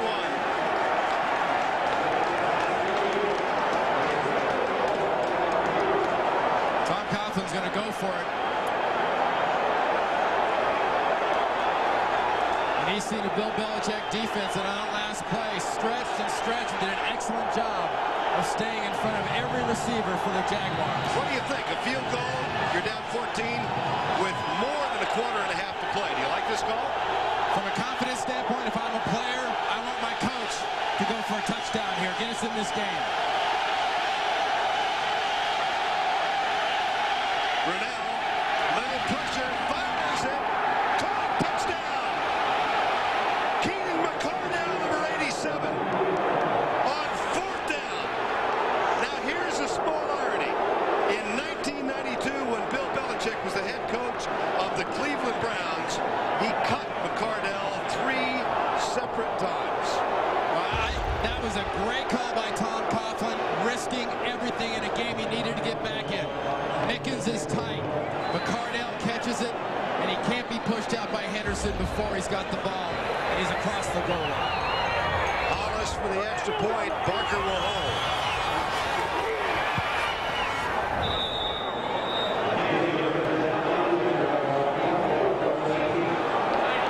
Keenan McCardell from Mark Brunell. Needed some fire. That's Jaguar fire. Getting a little rub down on the Jacksonville sideline. Reggie Barlow's 88-yard kickoff return helps set up the touchdown. It comes on 4th down. Brunell, McCardell. I really like that call, though. I mean, sometimes is that conventional wisdom? Heck no. But you got to go with your gut. There's no hesitation by Tom Coughlin. Mike Hollis will kick it deep. Dave Meggett, Kevin Williams await it. And this will be Meggett at the 13. Out to the 29-yard line. Eric Storrs, number 50, makes the tackle. 7:58 to go in the 3rd quarter. Keenan McCardell makes the grab. Sweet. At American General, we help over 12 million people every day live the lives they've imagined. With retirement services, life insurance, consumer loans, and whether they have big dreams or little dreams, the real victory is seeing their dreams come true. American General Financial Group. Live the life you've imagined. Start looking forward to the drive home.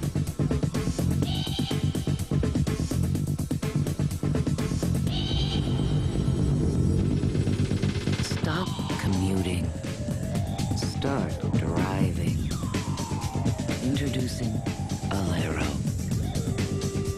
Alero by Oldsmobile. Start something. It's been a tradition since 1876. Think about that. That's more than 120 years ago that this company started making Budweiser under Adolphus Busch. The family has always put in the forefront, protect the excellence of the product Budweiser. And I think he would be very happy that the generations of his family have practiced what he taught us. When back pain strikes, will Becker go new age? I could call my acupuncturist. I'd rather die. What was that? Okay. All new Becker, CBS Monday. The NFL on CBS is sponsored by Oldsmobile and your local Oldsmobile dealers. And by the American General Financial Group. Live the life you imagine. Giant Stadium aglow in the midwinter sunshine. These overhead shots being brought to you, provided by Southwest Airlines. First down, 3 wide receivers in for Vinny Testaverde and the Jets. From the 30, they lead by 10. And 30 fires it, caught by Corbett out to the 45-yard line. In front of Kevin Hardy, and a quick strike. Number 16 to number 80 for a gain of 16. Just watching this drive that just happened before by the New York Jets, followed up by a play like this by Wayne Corbett. I'm starting to think of a box that has nothing to do but put his hands in front of his face because he's not sure where the punches are coming from, and the Jags defense have got their gloves in front of their face, and the Jets are hitting them at will. 16-yard gain in the first down out to the 46. Brady with the lead block. Curtis Morton out to the 48-yard line. Coming in just 3 days on CBS, Dan Rather, Bob Simon, Vicky Mabry, and Charlie Rose will bring you 60 Minutes 2, the most talked about news show of the year, premiering Wednesday on CBS, America's most watched network. And Vern, we saw Tom Coughlin go for it on that fourth down, get a touchdown to get his team back in the game. And Bill Parcells, being the Bill Parcells everyone's come to know, in this situation is going to jam this ball in the Jaguars defense's face to try to put them back out of the game. On your left, you see the CBS first down line. Here's Martin from Testaverde. Nice block from a wide, but we may have a hole. This one could be coming back. Donovan Darius trails Martin and makes the tackle. Anytime a defender goes down with what you have to refer to as kind of a suspicious twisting motion, it's usually followed by a flag. Holding, number 70, offense. 5 yards, 10 yards. Second down. Caution C. Penalty on Matt O'Dwyer. Matt O'Dwyer right there. Got the right arm around the shoulder pads. The body starts going down and twisting like that. Official standing on the sidelines. I've got a great sight line on that. Matt O'Dwyer, part of a 5-man front that has started every game this year. In the last 5 games, this Jet offensive line allowed 1 sack. That's in regular season. Testaverde back. Finds Martin again. Out to the 50 and down. Set up a third down as Eddie Mason, number 53, gets out to make the stop. Good anticipation by Charlie Weiss upstairs in this half so far for the New York Jets, in that he's thinking about what Dick Jauron is wanting to do against his offense. Are they going to attack me? Good. If they're going to attack me, I'm going to have Vinny just flick out the little short passes, the little screens, to take a little bit of sting off the defense. 3rd and 5. 24-14. The Jets seemed to have this game put away when they were up 17-0. But Jacksonville scored on the final play of the half, a 52-yard toss. Here's Testaverde. There's Dedrick Ward and Dave Thomas. And another third down conversion, this time 18 yards. What'd you say earlier about Dedrick Ward? You worry about Keyshawn. You worry about Wayne Corbett. And just about the time you concentrate on just those 2 guys, all year long, Dedrick Ward has come in and made big, important plays. And you saw that pad that Thomas was giving Dedrick Ward. That's respect to the speed. But Dedrick Ward is developing into a receiver that's not just a fast guy, but also able to go inside over the middle and make those kind of catches. Second year out of Northern Iowa. First downs, amazing. Byers in motion. Play action. Testaverde. Curtis Martin. At the 21. Now you see a first down that out of whack, about 23-8 now if this is a first down for Curtis Martin and the Jets. I mean, that's a tail beating of biblical proportions when you're talking about a playoff game. That's dominance, and that usually means a team with a 23 is a very physical, well-tuned machine. Now the stretch of the chain. Well, recall that back over one stretch in the second quarter, the Jets had 20 consecutive offensive plays, first down. That string interrupted when they had a Curtis Martin fumble picked up by Chris Hudson, who returned it, then tried to lateral to Eric Curry. Look at this, almost 29 minutes. All those stats you've seen on the screen, folks, normally in a normal football game says 35-0, 38-3, kind of like that game yesterday in Denver. But it's been mental lapses on both sides of the ball that have kept this score where it is at 24-14. Ringo! Byers in motion, double tight end set. Blitz coming, Testaverde reads it, flag is down, and Brady is as well. The flag is back at the line of scrimmage. Darius makes the contact on Brady. If the play stands, it's a 17-yard gain. It was a great job of blitz pickup. The Jaguars are trying to cheat. Offside, defense, number 51 in the neutral zone. touchdown. Kevin Hardy, the linebacker, was trying to cheat up on the blitz. Trying to get that extra little step on Vinny Testaverde. Here's Hardy. See the little cheat? Even with the cheat, he couldn't get there in time to prevent Vinny from getting this off. But look at Donovan Darius lay that lick on Kyle Brady. That's mutual agony. That didn't feel good for either guy. Brady with the smelling salts in the Jet bench. He just told the trainer to tell Coach Paterno I'm fine. Played a few years in State College. Time has been called. Welcome back to the Meadowlands, East Rutherford, New Jersey, the divisional playoffs on CBS. We have just 3 minutes remaining, third quarter. And Kyle Brady during the timeout back on the field. Donovan Darius, who delivered the blow that sent him to the Jet sideline, also remains on the field. First and goal, Jets up by 10. Inside again, Curtis Martin stopped at the 1. What a great answering drive by the New York Jets. Tom Coughlin's football team put those points on the board, but Bill Parcells has come out, and whether they've attacked or whether they've sat back, Vinny Testaverde has made this Jags defense stay on its heels. Even the time they blitz, when Kevin Hardy's coming, they lowered their hands to take a swing. Just about that time, Vinny dropped one in there to Brady. Second and goal just inside the 2. Vic Giron, defensive coordinator of the Jaguars. Here's that toss play to Martin. Byers tries to hit. That's touchdown.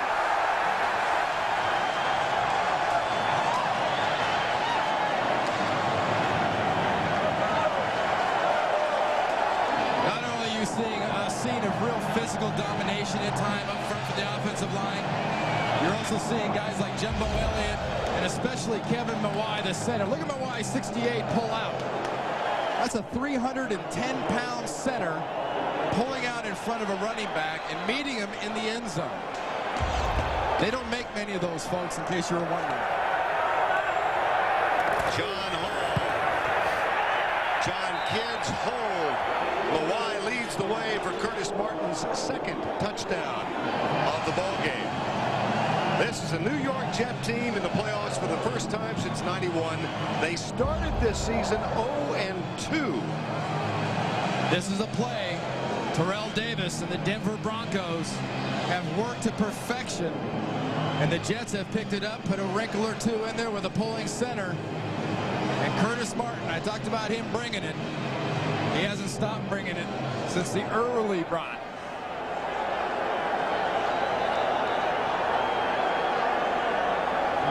Martin with 93 yards, 2 touchdowns now. And the New York Jets, winners of their last 6 in a row. And winners of the division title for the first time since the AFL-NFL merger in 1970. You know, this is a tough situation for the Jaguars offense, too, for as much as we keep talking about the Jets offense, mainly because Tom Coughlin's defense is on the field so much against them, the Jags offense has to almost re-stretch and re-warm up every time they leave the field because the Jets are on it for so long when they have the ball. 2:16 to go before the end of the third. Barlow returned one 88 yards last time out. Bobbles this one. And pays for it. Rob Holmberg, number 50.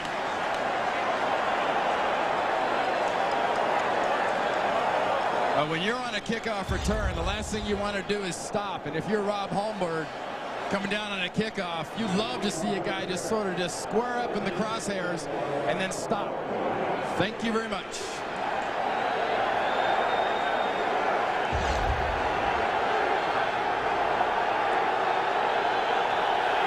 Martin gets a rest between Megan and Byers. Here's the toss to Fred Taylor. And Taylor spurts out across the 25. That's a first down, Jacksonville. Ray Mickens gets there, but Taylor with his longest run today, a gain of 16. And the best part about that is you saw Jamal Anderson yesterday for the Atlanta Falcons deliver a couple of straight arms and show his upper body strength. And we've talked about the lower body strength of Fred Taylor. Watch his straight arm on Corwin Brown. Bip. Little face massage, little shoulder pat, out of my way.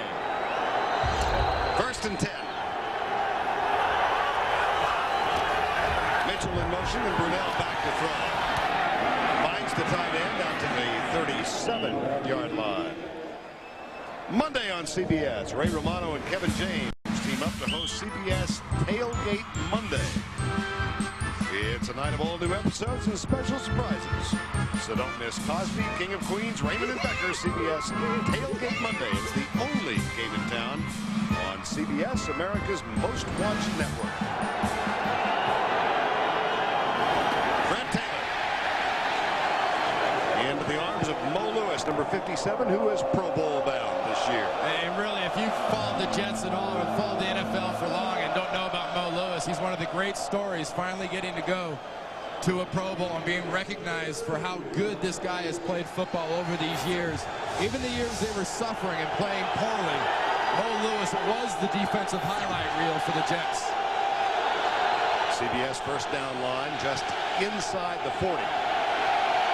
Brunell hands it off to Taylor, who heads left and is nailed. Brian Cox, number 51. Well, there's another example of cute. Remember the one that was an interception earlier? That was an attempt at cute on a short yardage play, and there's another one on third down, going to try to be cute and trying to be different and not being physical.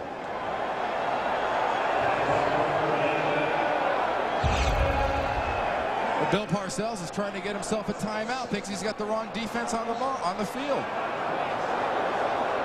He knows he's going to get the ball back. He's thinking about the clock. Talk about people never getting their heads out of the game. Bill wants it. Bill wants that timeout so he can get the ball back and keep the wind at his back. Well, Bill Parcells got the timeout.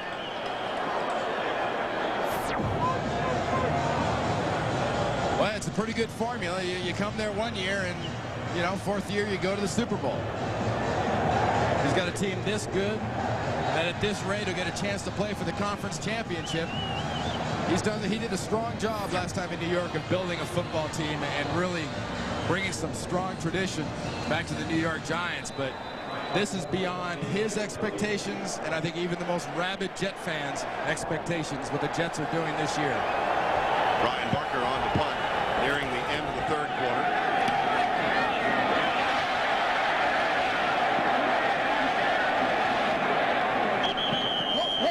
Making waves, everyone away. 36-yard punt. Nothing on the return. Women's Basketball Classic presented by Honda. Second-ranked Tennessee goes into Connecticut to take on UConn. That's later today. As a matter of fact, it will follow the American General NFL postgame report. Tennessee and UConn later this afternoon. Hey, you wondered why Bill Parcells called that timeout out there. You saw that kick into the wind, got stuffed by the wind, and then dropped and dribbled out of bounds. And you got it going with you, and you're in this stadium, and no one knows the winds here better than that guy right there. You take whatever advantage this place will give you. Now there's the wind up aloft, but if you look at the top of the goalposts, the little dish rags are limp. In this place, you need flags about every 10 feet as you go up to get a measure of the wind. First down and 10. There's the toss. Curtis Martin out to the 35-yard line. Arias makes the tackle, a gain of 7. Curtis Martin said he was going to rush for 100 yards today. Guess what? He's at an even 100. He's got a quarter to add to his total. That's the end of 3. 31-14 back at Giant Stadium after this message and a word from your local station. 31-14 as we start the fourth. Ladies and gentlemen, the following boys and girls are the national champions in each of their respective age divisions from this weekend's NFL Punt, Pass, and Kick National Finals competition. Presenting the awards, Gene Washington and Greg Bradshaw. We begin with our youngest competitors. The 8 and 9-year-old girls champion, Kristen Eibel, representing the Detroit Lions. The 8 and 9-year-old boys champion, Caleb Lottig, representing the Indianapolis Colts. The 10 and 11-year-old girls champion, Amanda Shattuck, representing the New England Patriots. The 10 and 11-year-old boys champion, Ryan Musser, representing the Philadelphia Eagles. The 12 and 13-year-old girls champion is Miranda Chandler, representing the Dallas Cowboys. The 12 and 13-year-old boys champion, Ryan Moore, representing the Tennessee Oilers. The 14 and 15-year-old girls champion, Adrienne Allo, representing the San Diego Chargers. And the 14 and 15-year-old boys champion, Matt Kappelman, representing Jacksonville Jaguars. To learn more about the new National Competitive Youth Program, NFL Flag, as well as other NFL play football programs, please call 1-800-NFL-SNAP. You know, Vern, that's one of the great things I think the NFL is doing, too, is really extending themselves to the kids. Because that's the future of this game right now, are kids just like you saw right there. That'll eventually turn into guys like Vinny and Yurko and Curtis Martin. You talked about the 100-yard game. And then they'll age into guys like Randy Cross. Yeah, it's very important to Second down, Curtis Martin, Donovan Darius.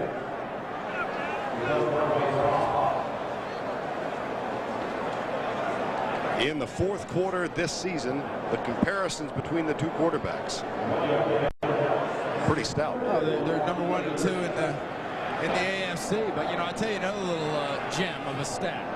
We got a 100-yard rusher in this game. This year, there have been 144 100-yard rushers in the regular season. And when you had a 100-yard rusher, you won 75% of the football games. 3rd and 1 for the Jets, and they have the 100-yard rusher. That's Baxter. And they toss it to Martin. Well, now he's under 100 yards. Kevin Hardy with a tackle number 51. Well, what goes along with that thing, with a 100-yard rusher, is physical dominance.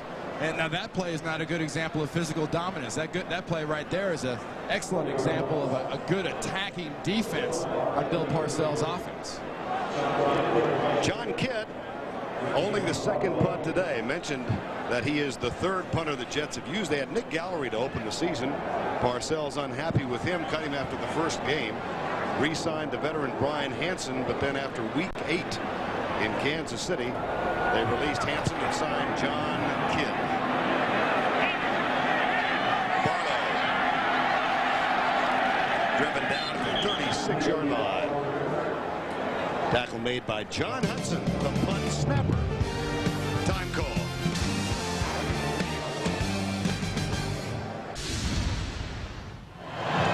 All in all, a very pleasant day in New Jersey in January. Temperature in the mid-20s, but very little wind. The aerial shots provided today by Southwest Airlines. Mark Brunell with the toss to Taylor, who comes to the outside. Little juke move by Victor Green, and Fred Taylor has by far his longest run of the day. A gain of 29 to the 35. Well, in case you wondered about Fred Taylor, that maybe he can't exactly run on AstroTurf and run with a little cooler weather. I think some of his earlier runs already answered that question, but here you're going to see some good stuttering feet setting up Victor Green. And Victor Green, one of the surer tackles on this Jet football team, is lost first by Taylor, and then Green comes back and makes a tackle. McCardell, top of the screen to the right. Jimmy Smith left and Mitchell in the slot. Smith in front of Chad Cascadden, number 53, gain of 6. Well, those of you who joined us late, this game seemingly put away by the Jets. They were up 17-0 and dominating. Final play of the first half. Jimmy Smith got loose behind Otis Smith, made a catch from Brunell for a touchdown. 17-7 at the half, although the Jets have re-established a sense of domination now. Here's Taylor weaving his way down to the 25-yard line. The way they've done this, I think, offensively to start this drive is absolutely perfect for Mark Brunell in this offense. There's no sense of panic. There may be a sense of urgency to the way Brunell's walking around and the way he treats himself and he treats his players in the huddle. But there's no panic to it. This is excellent. They're down by 17 points. You got 12 minutes left. You know your football team has already given up 14 points off turnovers. Don't get overexcited and cause another turnover. Keep your poise. First down. At the 25. Well, a Jacksonville team that really kind of people forgot about in the last couple of weeks of the season. They were just thrashed by Minnesota 50-10. After losing to Tennessee, they did come back and beat Pittsburgh. Here's Brunell. And there's McCardell. Keenan McCardell, number 87. At the 17-yard line.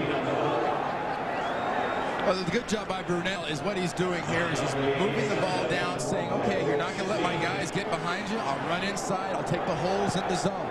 Being very, very patient and not forcing balls. Second and 1. Taylor behind Shelton's block. And that's a first down. Jacksonville at the 14-yard line. Jason Ferguson with the tackle, number 72.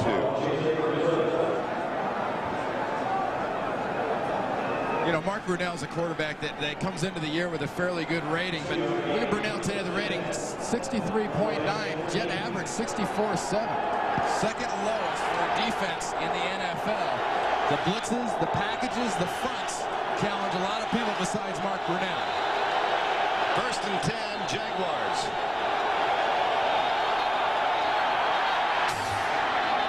And a flag prior to the snap. Bring this one back.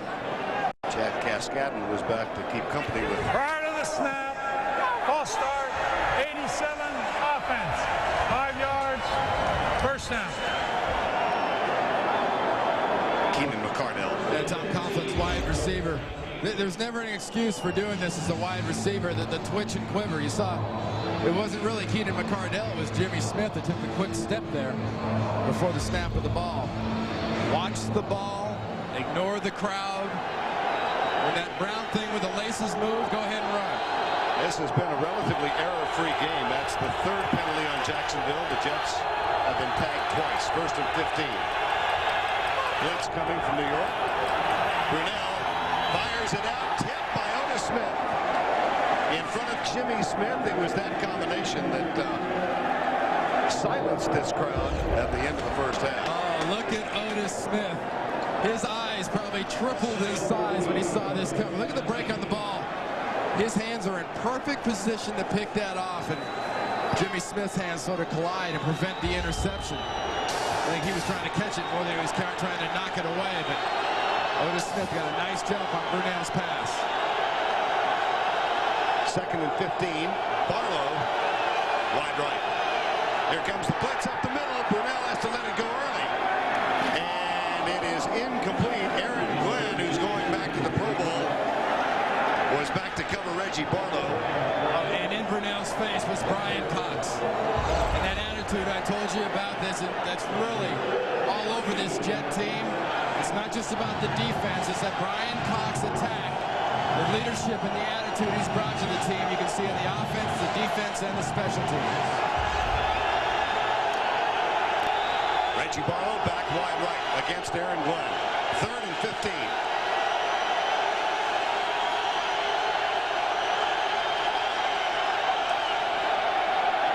Brunell in the end zone. Touchdown. Jimmy Smith, his second of the day. That's from 19 yards. Just fantastic execution and confidence by Mark Brunell. Otis Smith's been working against Jimmy Smith. Otis Smith had a play of 2 plays ago where he knocks the pass down. He could have intercepted it. Look at the bullet. A short throw. The receiver knows it's coming. The quarterback has sent the message, knows it's going to be behind the defensive back, and Otis Smith has no time to react. Mike Hollis for the extra point.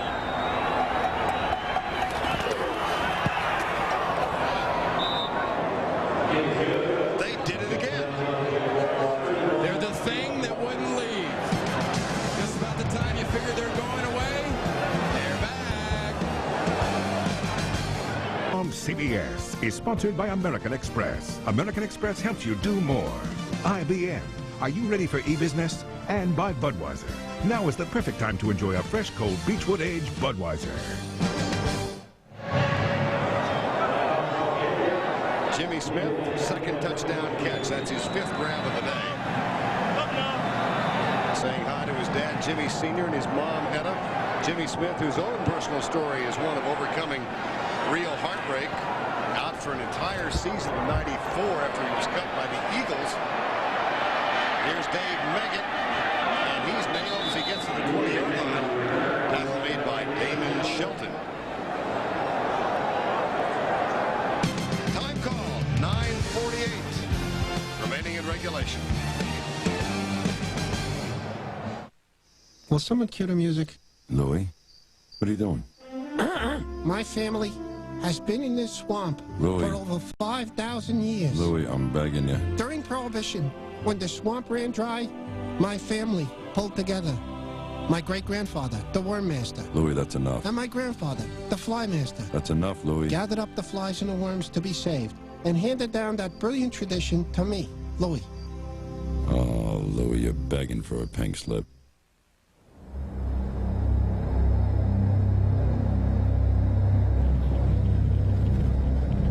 I got this friend open up a clothing store on Madison 59th. Teenage clothes. $400 a square foot. Why so much? Location. Location is everything.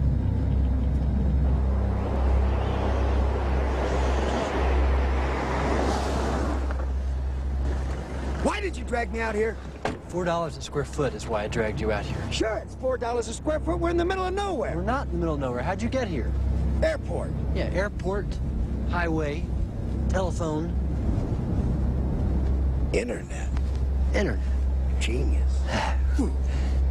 Ah! Ah! Ah!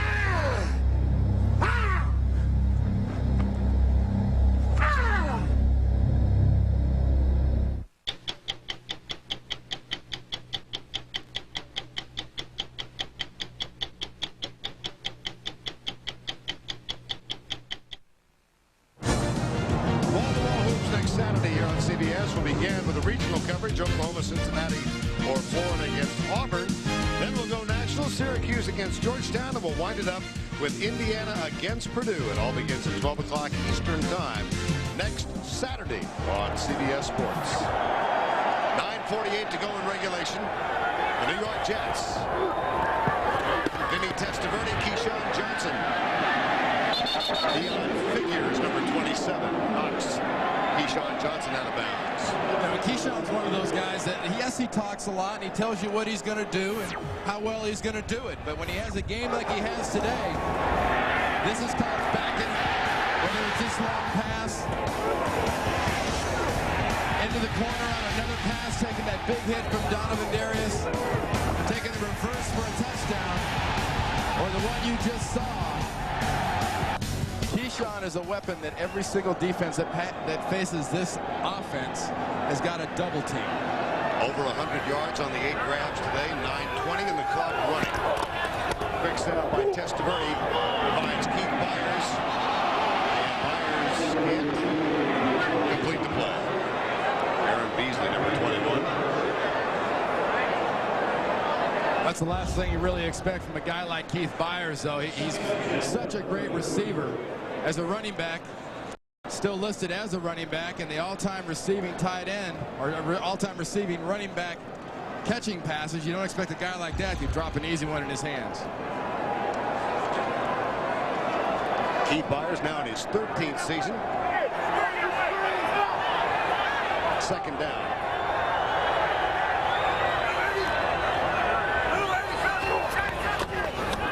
Testaverde, left side. Corbett spins away from Kevin Hardy and fumbles the ball.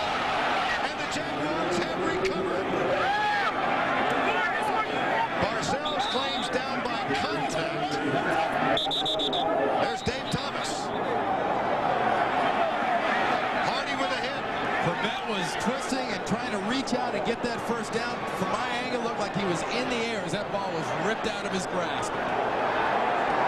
That's some opportunistic defense. And that's just the mistake Tom Coughlin and his offensive coaches were looking for. Another chance for Brunell to get out on the field.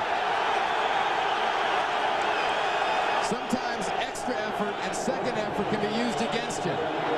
First Hardy goes by him. Then Hardy knocks it out. Clearly a fumble. Not down. Recovered by Thomas. Second Jet turnover. Jacksonville has 3. First down. Here's the toss to Fred Taylor. Comes left, and Taylor jammed up by an aggressive Jet defense led by Dwayne Gordon, number 54, and Mo Lewis, number 57. Well, you see a running back stuttering like that. There's only one reason that happens. Onside's been stuffed, and he's looking backside for something to do. And onside was being played very well by Pleasant and everybody on that side. But Chad Cascadden was the backside linebacker. Was right where he wanted to cut back, and he couldn't do it. Under 8 to play. Brunell, blitz coming. Dwayne Gordon, and it's knocked in the air. Gordon coming on the blitz. Number 54 got a hand up. This is going to leave Mark Brunell, another one of those 3rd and long he was good at in the first half. It's all set up by Dwayne Gordon. A hesitation blitz. Brunell wants to run a screen. Was not expecting that late blitz by Gordon. Gordon's right in the passing lane. Mark Brunell saying last night, 3rd down defenses are the most complicated thing they'll face. 3rd and 9.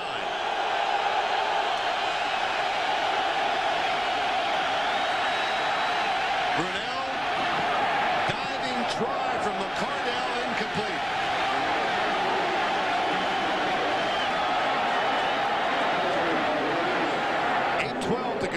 Jacksonville hesitation here. If you didn't hesitate on the 1-yard line, you're not going to hesitate on 4th down now. Brunell just didn't have enough elevation. He had plenty of gun and velocity. But Smith couldn't get McCardell couldn't get all the way down on it.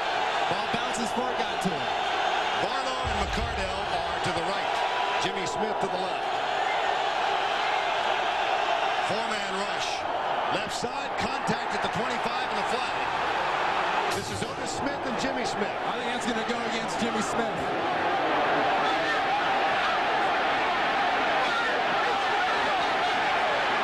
Maybe not. From Victor Green's reaction. Defensive pass interference, number 45. First down.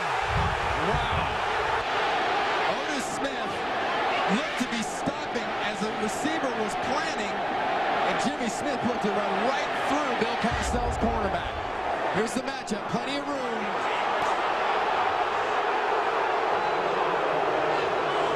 Establishes position, starts moving towards the pass, and Smith runs right through him. A 13-yard penalty, first down, 8:08 to go. Play fake, Brunell across the middle, wide open. Oh, mercy! Damon Jones dropped it. You feel the momentum build. You get a break like that on a penalty. You go for the big play. It's there. It's perfect. And Damon Jones, the young tight end, is worried about running with the ball after he catches it. Forgets about part A, and he knows it. 2nd and 10.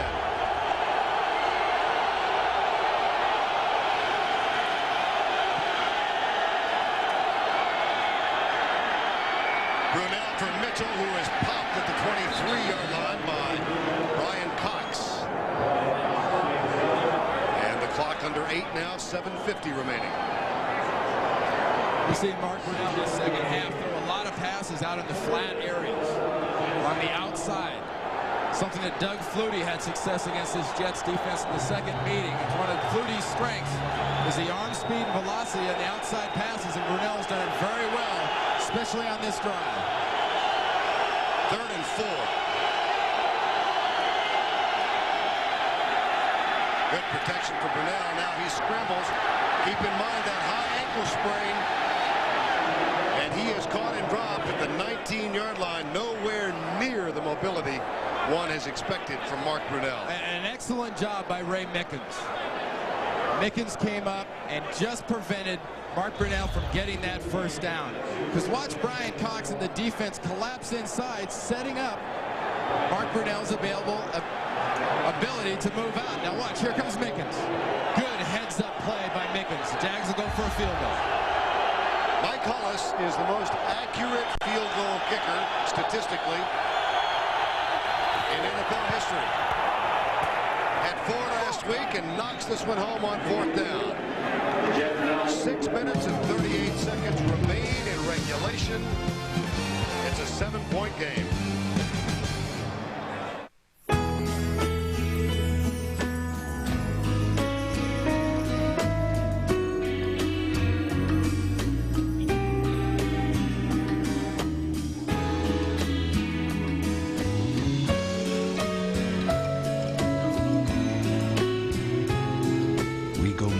Than any airline in the world. Rising is global.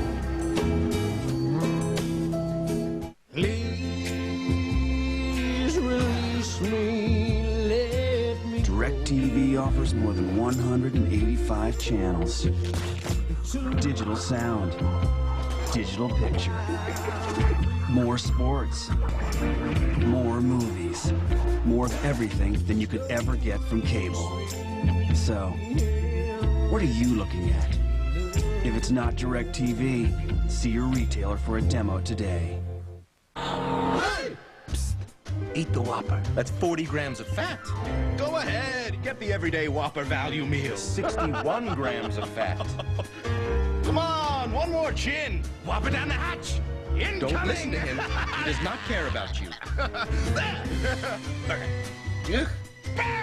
Naughty.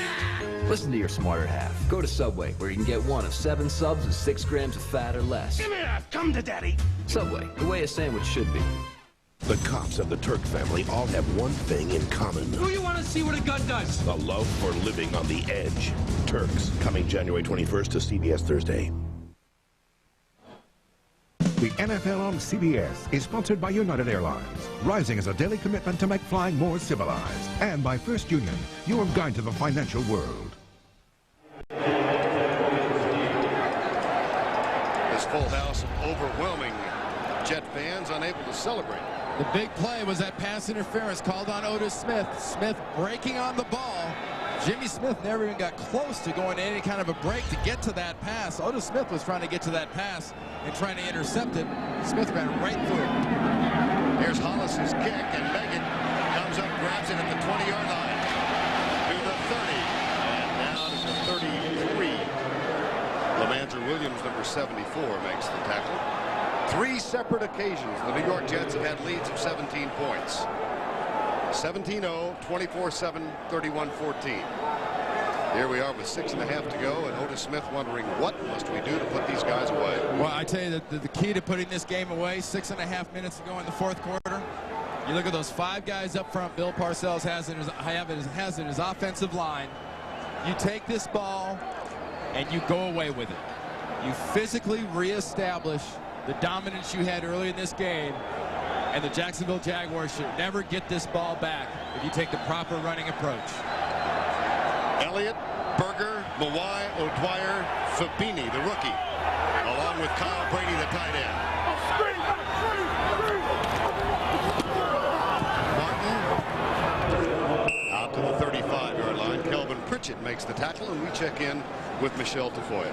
Well, Vern, this was one of the posters hanging at the Jets facility this week. Wanted Jaguars reward $32,500. That's the amount each Jet would get if they win this game. Parcells also put up a big photograph of a player leaving a stadium after losing a playoff game. The caption read, "One mistake at the wrong time can send you packing for the year." And he's told his players, you don't want to be the player who makes that mistake, guys. Thanks, Michelle. 2nd and 9.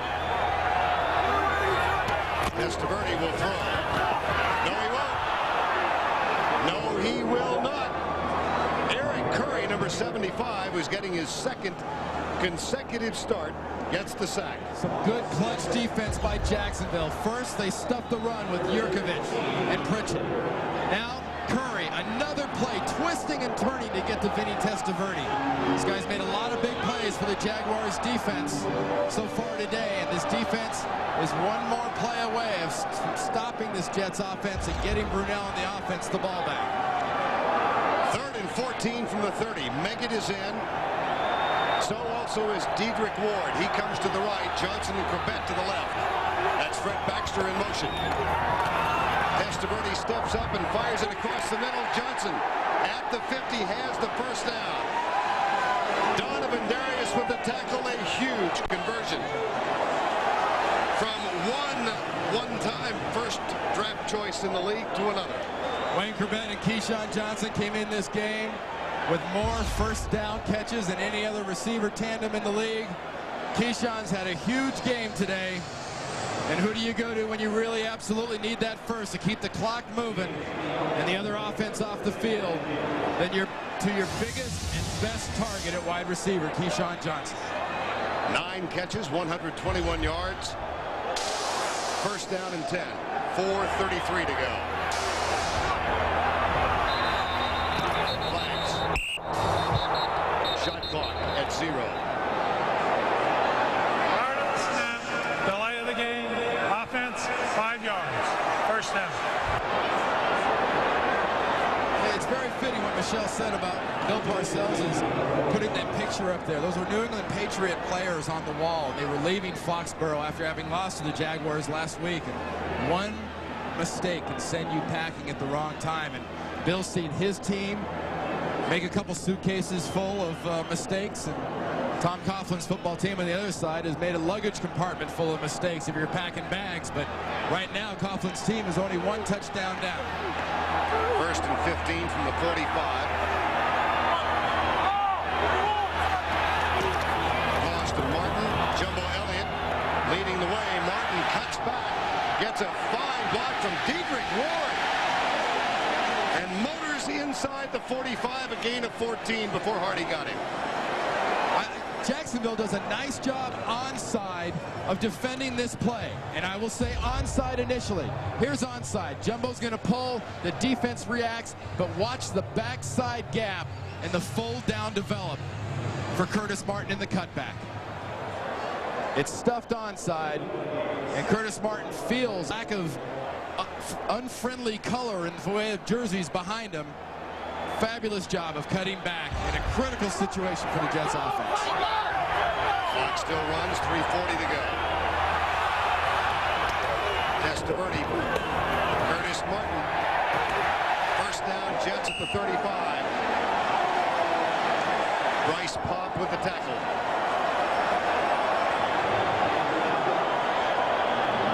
Coming up on the American General postgame show, back across the Hudson, Jim Nance, Marcus Allen, Brent Jones, Mike Lombardi, and Bill Cowher. John Elway and the Broncos await the winner of this game in Denver next Sunday. He'll be live. Well, whoever wins this game has got some serious screws to tighten down before you face a team like the Broncos. You make these kind of mistakes against Denver, and you'll be lucky if they only score 38 on you.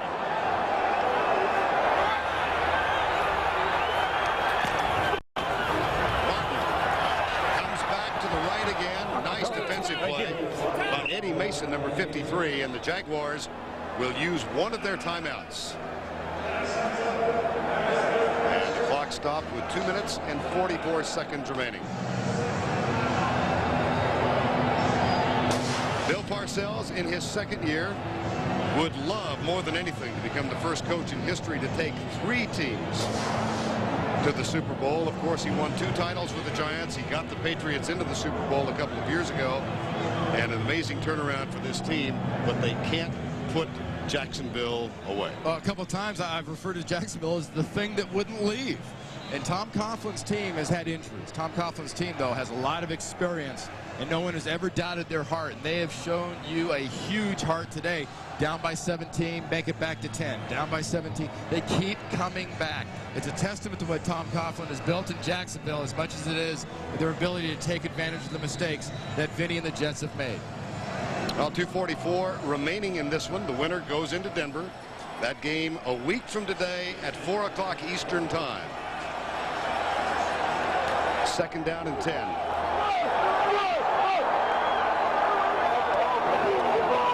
Reverse Johnson. Mawai's out in front. So's O'Dwyer.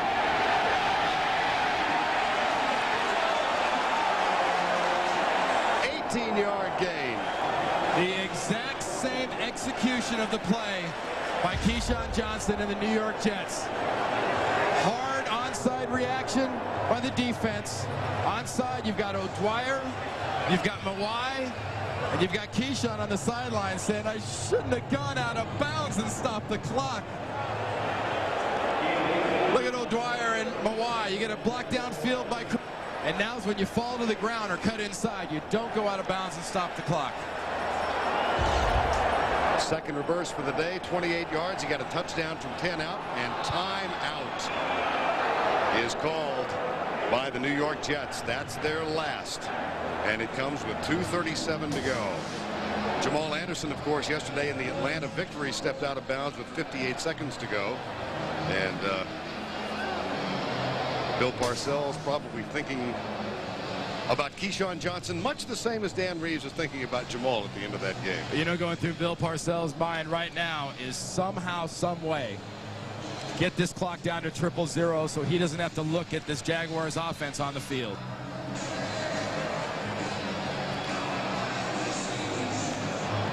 Tonight on CBS, he's got to be the world's most dishonest TV reporter. At least he was until he got caught and went to jail. Meet him tonight on 60 Minutes. That's followed by Touched by an Angel. Then it's the 25th Annual People's Choice Awards, an all-star celebration hosted by Ray Romano with live performances by Garth Brooks, Elton John, and Leanne Rimes. That's tonight on CBS.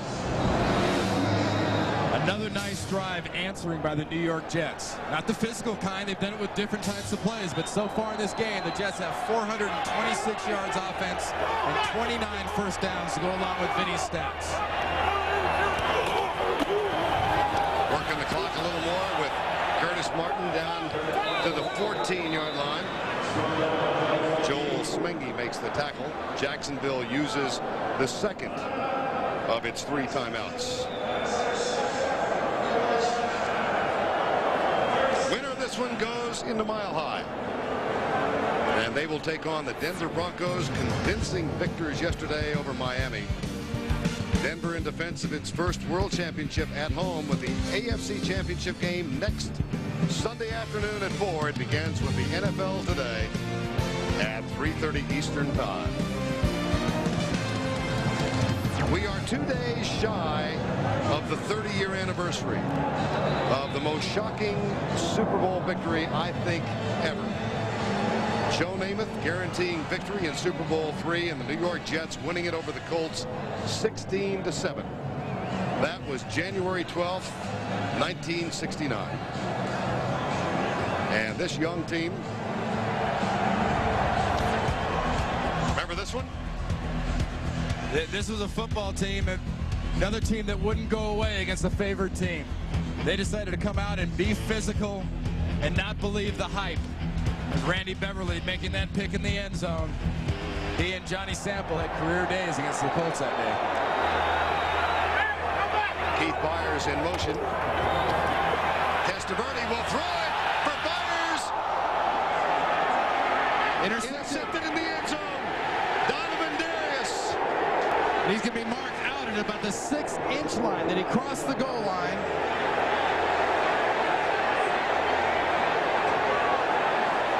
The far official was coming in, pointing at the ground. Tom Coughlin trying to make the point that he was down. Coughlin wants the touchback. And 1-yard line.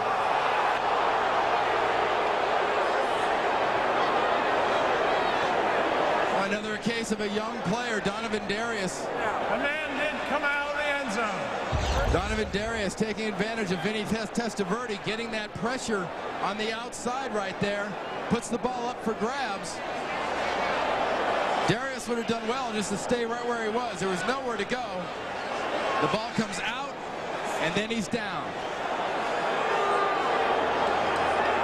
Good pressure up front on Vinny Testaverde. Supplied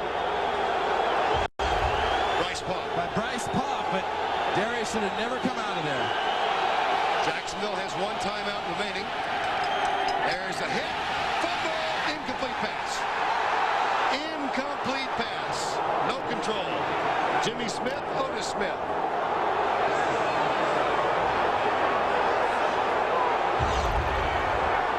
This is way more exciting than Bill Parcells had planned as things were going earlier. Jimmy Smith, possession, seems to be bobbling that as he's being hit. It's bouncing around. He does not have possession. He does not have the second foot on the ground. That's a good call. Second down. Here's Brunell. Retreats to the end of the end zone and scrambles. Chased by Cascadden. Runs out of bounds with 2:11 left in the clock.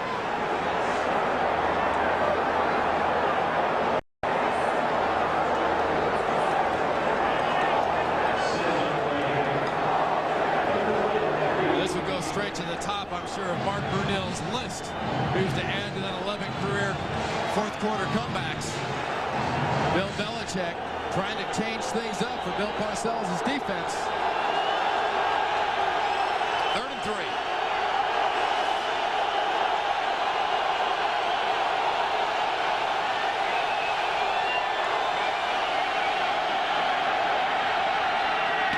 Incomplete. Intended for McCardell. There's a flag. Ray Mickens defending a flag thrown from near midfield. Offensive.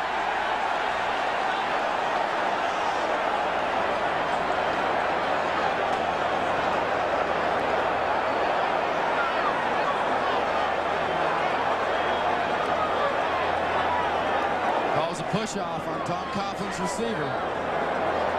We'll find out which one. It didn't happen on the outside. Must have been inside.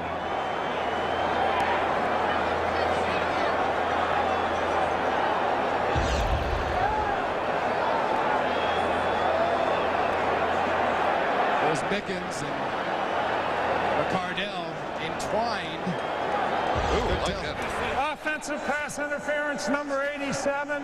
That penalty is declined. 4th down. The official from the deep middle calling Tom Coughlin's receiver, McCardell, for grabbing the arm of the receiver in the slot right there. 87 McCardell working against working against Mickens. I think that's a bad call. 4th and 3. Brunell into the end zone, being chased, escapes the tackle, heaves it out, caught by McCardell. No.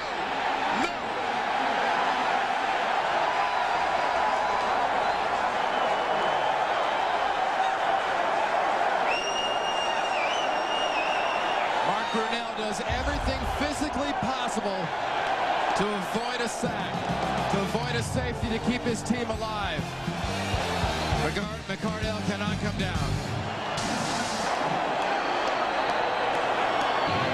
On 4th down, Mark Brunell in the end zone being chased by James Ferrier. This is how close the Jaguars came for this drive to continue. The ball, the hands, the feet are in, but the hands won't cooperate. The New York Jets, 1:59 away from the AFC Championship game.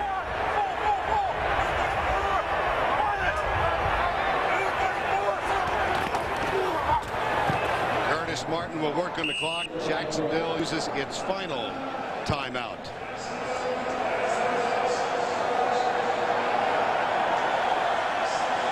This has been a game that's been about heart and mistakes for the Jacksonville Jaguars. They made the mistakes and got themselves in the hole, but they had the heart to keep coming back, keep fighting from those deficits.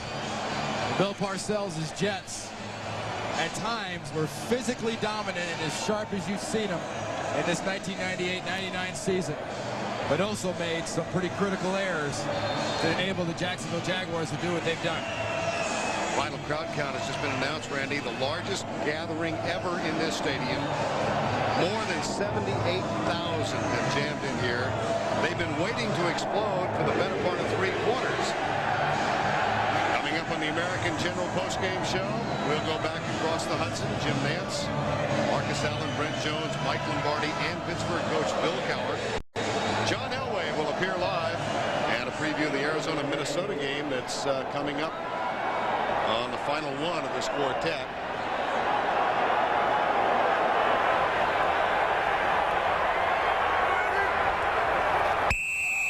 Matt O'Dwyer. jumps offside. Prior to the snap, false start, 7-0. 7-0. 5 yards. Second. Hoping to apply a period to the paragraph, and they got a comma instead. O'Dwyer with the penalty. The executive producer of CBS Sports, Terry Ewert. Today's game produced by Lance Barrow and directed by Mike Arnold. Coordinating director of the NFL on CBS is Larry Cavallina. The associate directors of today's game, Andy Goldberg and Brian Lilly. The broadcast associates, Tom Coppola, Peter Smith, and Rick Angelo. Our statisticians, Dave Clancy and Chuck Gardner. And our spotter, Chris Helen. Curtis Martin to the 10-yard line. Kevin Hardy with the tackle. You gotta feel, Vern, you gotta feel good for these Jet fans. Look at that, 30 years, but worth the wait. We talked about that great game by Joe Namath almost 30 years ago down there in Miami, and how many years did these fans say and hear that same old Jets term? Bill Parcells has come in here and made this team into a disciplined force.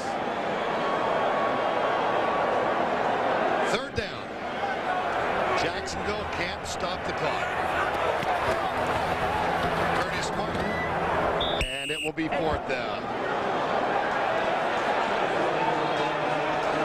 NFL Today produced by Eric Mann and directed by Bob Matina. We'll go back to our broadcast center in less than 50 seconds. Well, Tom Coughlin, Bill Parcells were associates here. Bill Parcells chatting with us in his office Friday said, here's the tough thing about coaching against my friend. I know this, at the end of the game, one of us will have one more game at least for which we can prepare. The other one is going to think about the off-season program, the mini camps, the training, just to get back to this spot. Here's John Hall's field goal. There's the period to the paragraph.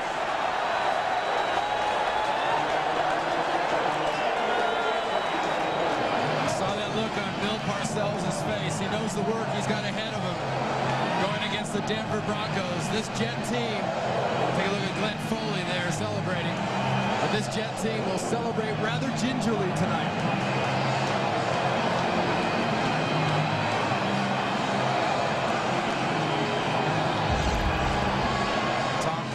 Reaction. Did we get it? And knowing that he's the one that has the mini camps in the preseason and next year's regular season, look forward to try to get back to this spot.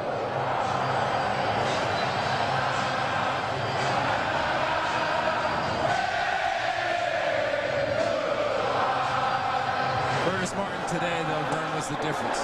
What a fabulous job of running obsessed behind a powerful offensive line for this Jets offense.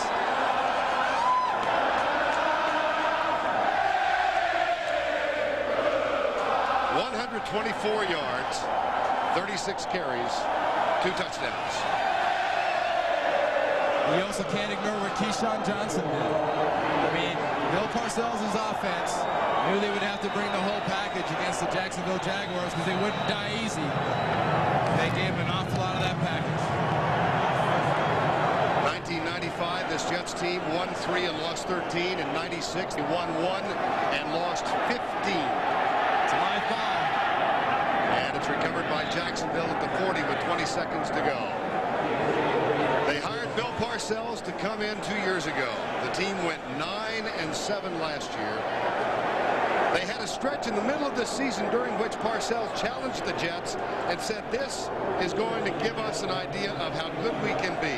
During that 6-game stretch, the Jets won 5 and lost 1. And the loss, shockingly, was to Indianapolis.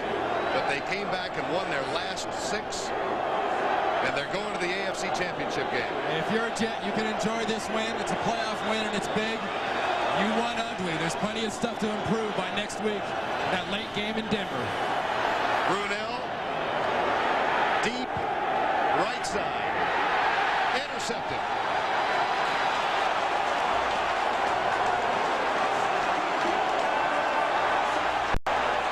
Keyshawn Johnson. Your pardon. Thought it was. Keyshawn grabbed it. Keyshawn Johnson not only does he contribute with reverses on runs and passes,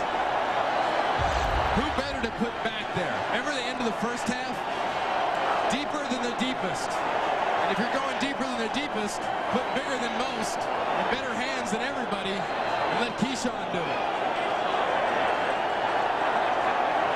And as he got up, he was heard to whisper, "Just throw me the damn ball." One touchdown rushing, one touchdown receiving, and an interception. I was shocked.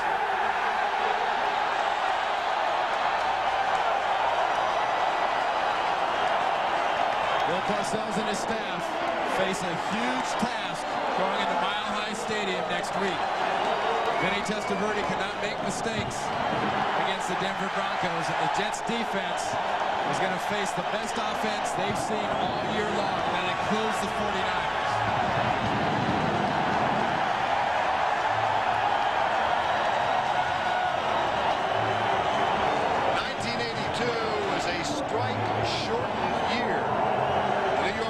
That season, played 9 games, won 6, lost 3, got into what was called the Super Bowl tournament, and advanced to the AFC Championship game. This time, just a little more of an accomplishment.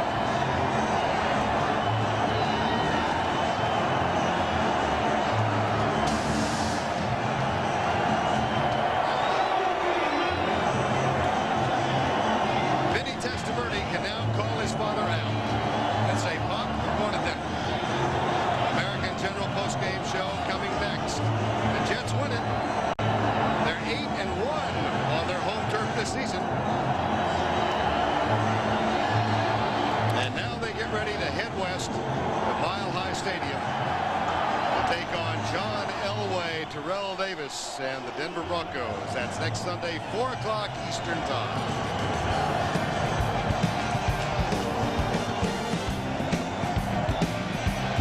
Jets win at 34-24. So for Randy Cross and Michelle Tapoya, I'm Vern Lundquist saying so long from Giant Stadium. It has been a heck of a season. Be with us next week. The season continues from Mile High.